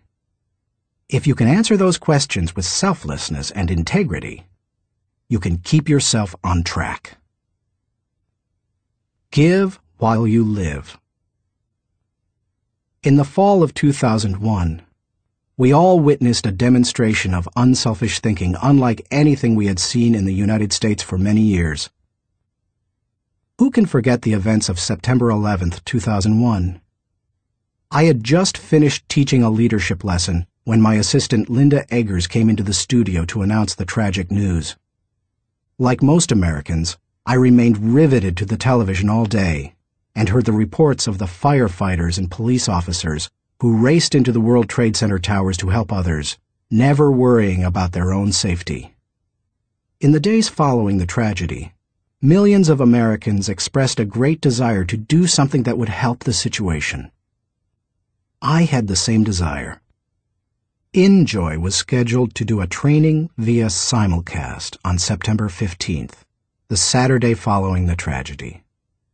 Our leadership team decided to add a 1.5-hour program titled America Prays to the end of the simulcast. In it, my friend Max Lucado wrote and read a prayer, expressing the heart's cry of millions. Franklin Graham prayed for our national leaders. Jim and Shirley Dobson gave advice to parents on how to help their children deal with the event. And Bruce Wilkinson and I asked the simulcast viewers to give financially to the people injured on September 11th. Amazingly, they gave $5.9 million, which World Vision graciously agreed to distribute to those in need. Unselfish thinking and giving turned a very dark hour into one of light and hope. Less than 2 weeks after the tragedy, I was able to travel to Ground Zero in New York City. I went to view the site of the destruction, to thank the men and women clearing away the wreckage, and to pray for them. I can't really do justice to what I saw. I've traveled to New York dozens of times. It's one of my favorite places in the world. My wife and I had been up in the towers with our children many times before and have wonderful memories of that area. To look at the place where the buildings had once stood and to see nothing but rubble, dust, and twisted metal, it's simply indescribable. What many Americans didn't realize is that for many months, people worked diligently to clean up the site. Many were New York City firefighters and other city workers. Others were volunteers. They worked around the clock, 7 days a week. And when they came across the remains of someone in the rubble, they called for silence and reverently carried them out. Since I am a clergyman, I was asked to wear a clerical collar upon entering the area. As I walked around, many workers saw the collar and asked me to pray for them. It was a humbling privilege. American educator Horace Mann said, "Be ashamed to die until you have won some victory for humanity." According to this standard, New York City's firefighters are certainly prepared for death. The service they perform is often truly heroic. You and I may never be required to lay down our lives for others as they did.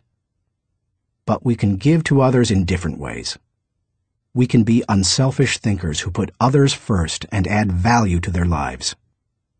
We can work with them so that they go farther than they thought possible. Thinking question. Am I continually considering others and their journey in order to think with maximum collaboration? Chapter 11. Rely on bottom-line thinking. There ain't no rules around here. We're trying to accomplish something. Thomas Edison, inventor. How do you figure out the bottom line for your organization, business, department, team, or group? In many businesses, the bottom line is literally the bottom line. Profit determines whether you are succeeding, but dollar should not always be the primary measure of success. Would you measure the ultimate success of your family by how much money you had at the end of the month or year? And if you run a non-profit or volunteer organization, how would you know whether you were performing at your highest potential? How do you think bottom line in that situation? A non-profit's bottom line. Frances Hesselbein had to ask herself exactly that question in 1976, when she became the National Executive Director of the Girl Scouts of America. When she first got involved with the Girl Scouts, running the organization was the last thing she expected. She and her husband John were partners in Hesselbein Studios, a small family business that filmed television commercials and promotional films. She wrote the scripts, and he made the films. In the early 1950s, she was recruited as a volunteer troop leader at the Second Presbyterian Church in Johnstown, Pennsylvania. Even that was unusual, since she had a son and no daughters. But she agreed to do it on a temporary basis. She must have loved it, because she led the troop for 9 years. In time, she became council president and a member of the national board. Then she served as executive director of the Talus Rock Girl Scout Council, a full-time paid position. By the time she took the job as CEO of the national organization, the Girl Scouts was in trouble. The organization lacked direction. Teenage girls were losing interest in scouting, and it was becoming increasingly difficult to recruit adult volunteers, especially with greater numbers of women entering the workforce. Meanwhile, the Boy Scouts was considering opening itself to girls. Hesselbein desperately needed to bring the organization back to the bottom line. We kept asking ourselves very simple questions, she says. What is our business? Who is our customer? And what does the customer consider value? If you're the Girl Scouts, IBM, or AT&T, you have to manage for a mission. Hesselbein's focus on mission enabled her to identify the Girl Scouts' bottom line. We really are here for one reason: to help a girl reach her highest potential. More than any one thing, that made the difference. Because when you are clear about your mission, corporate goals and operating objectives flow from it. Once she figured out her bottom line, she was able to create a strategy to try to achieve it. She started by reorganizing the national staff. Then she created a planning system to be used by each of the 350 regional councils. And she introduced management training to the organization. Hesselbein didn't restrict herself to changes in leadership and organization. In the 1960s and 70s, the country had changed, and so had its girls. But the Girl Scouts hadn't. Hesselbein tackled that issue too. The organization made its activities more relevant to the current culture, giving greater opportunities for use of computers, for example, rather than hosting a party.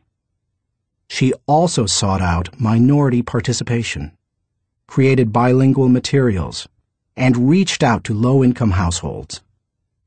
If helping girls reach their highest potential was the group's bottom line, then why not be more aggressive helping girls who traditionally have fewer opportunities? The strategy worked beautifully. Minority participation in the Girl Scouts tripled. In 1990, Hesselbein left the Girl Scouts after making it a first-class organization. She went on to become the founding president and CEO of the Peter F. Drucker Foundation for Nonprofit Management, and now serves as chairman of its board of governors. And in 1998, she was awarded the Presidential Medal of Freedom. President Clinton said of Hesselbein during the ceremony at the White House, She has shared her remarkable recipe for inclusion and excellence with countless organizations whose bottom line is measured not in dollars, but in changed lives. He couldn't have said it better. Why you should enjoy the return of bottom-line thinking. If you're accustomed to thinking of the bottom line only as it relates to financial matters, then you may be missing some things crucial to you and your organization. Instead, think of the bottom line as the end, the takeaway, the desired result. Every activity has its own unique bottom line. If you have a job, your work has a bottom line. If you serve in your church, your activity has a bottom line. So does your effort as a parent or spouse, if you are one. As you explore the concept of bottom-line thinking, recognize that it can help you in many ways.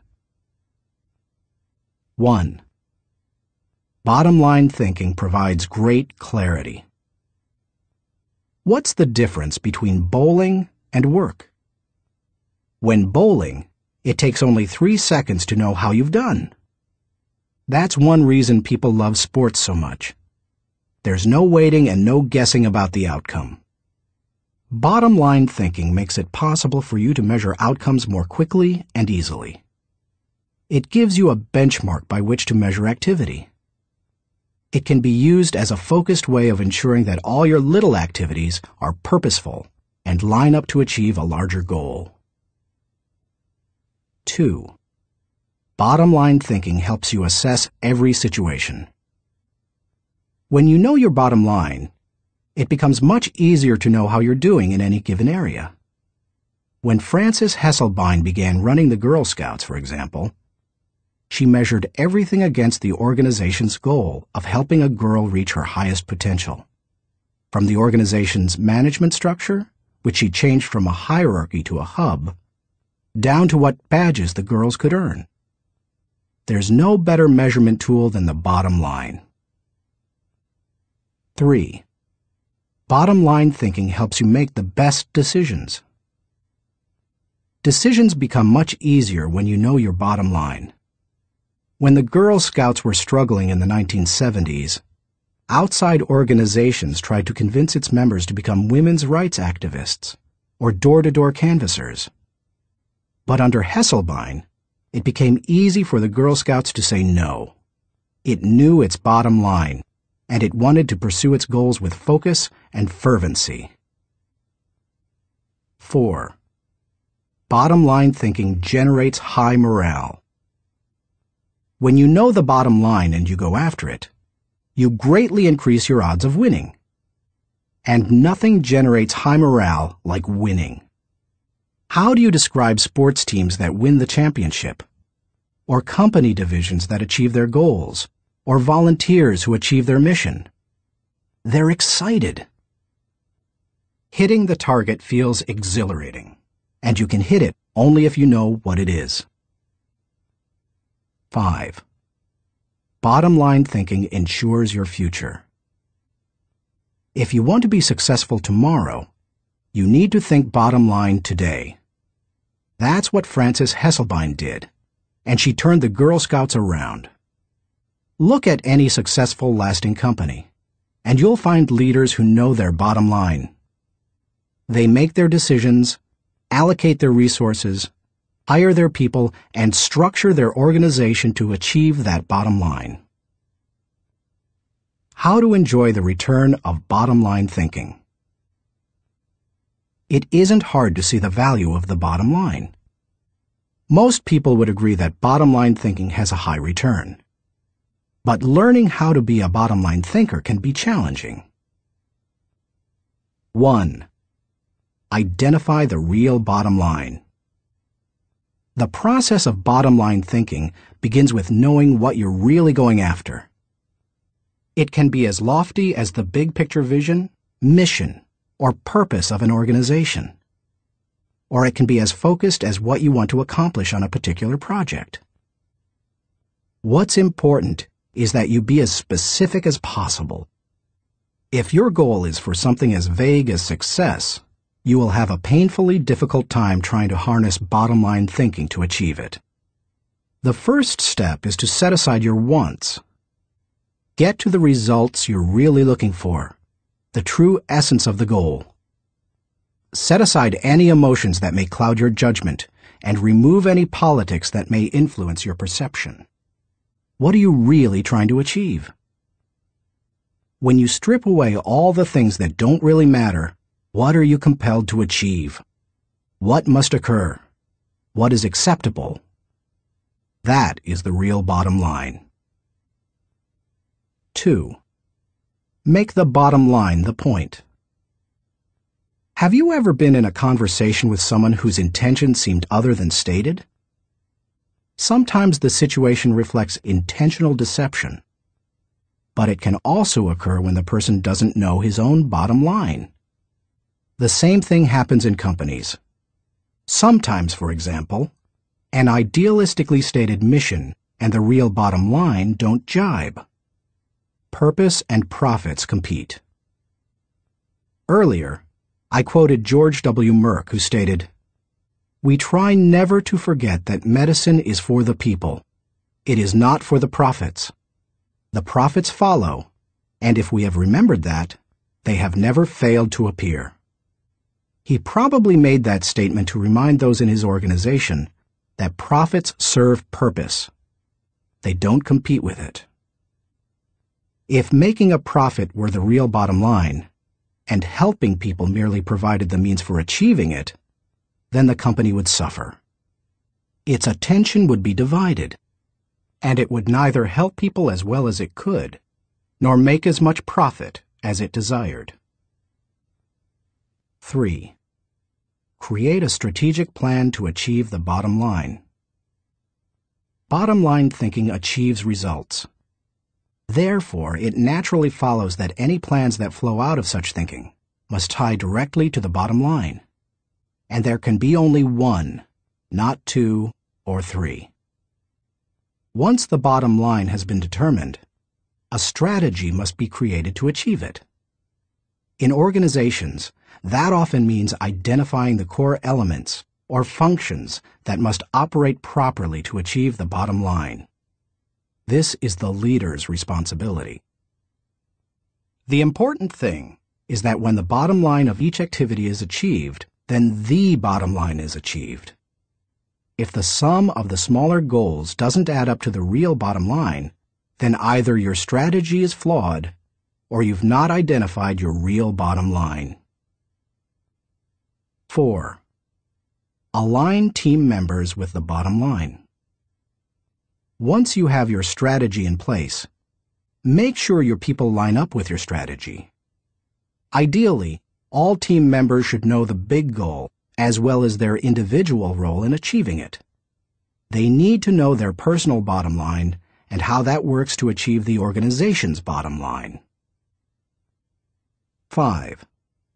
Stick with one system and monitor results continually. Dave Sutherland, the president of one of my companies, ISS, believes that some organizations get into trouble by trying to mix systems. He maintains that many kinds of systems can be successful, but mixing different systems or continually changing from one to another leads to failure. Dave says, "Bottom line thinking cannot be a one-time thing. It has to be built into the system of working and relating and achieving. You can't just tune into the desired result every now and then. Achieving with bottom line thinking must be a way of life, or it will send conflicting messages. I am a bottom line thinker. It is part of my system for achievement. I practice it every day. No other measurements, no wasted efforts." Dave calls members of his field team every night to ask the bottom line question they expect to hear. He continually keeps his eye on the company's bottom line by monitoring it for every core area. When it comes right down to it, regardless of your bottom line, you can improve it with good thinking. And bottom line thinking has a great return because it helps to turn your ideas into results.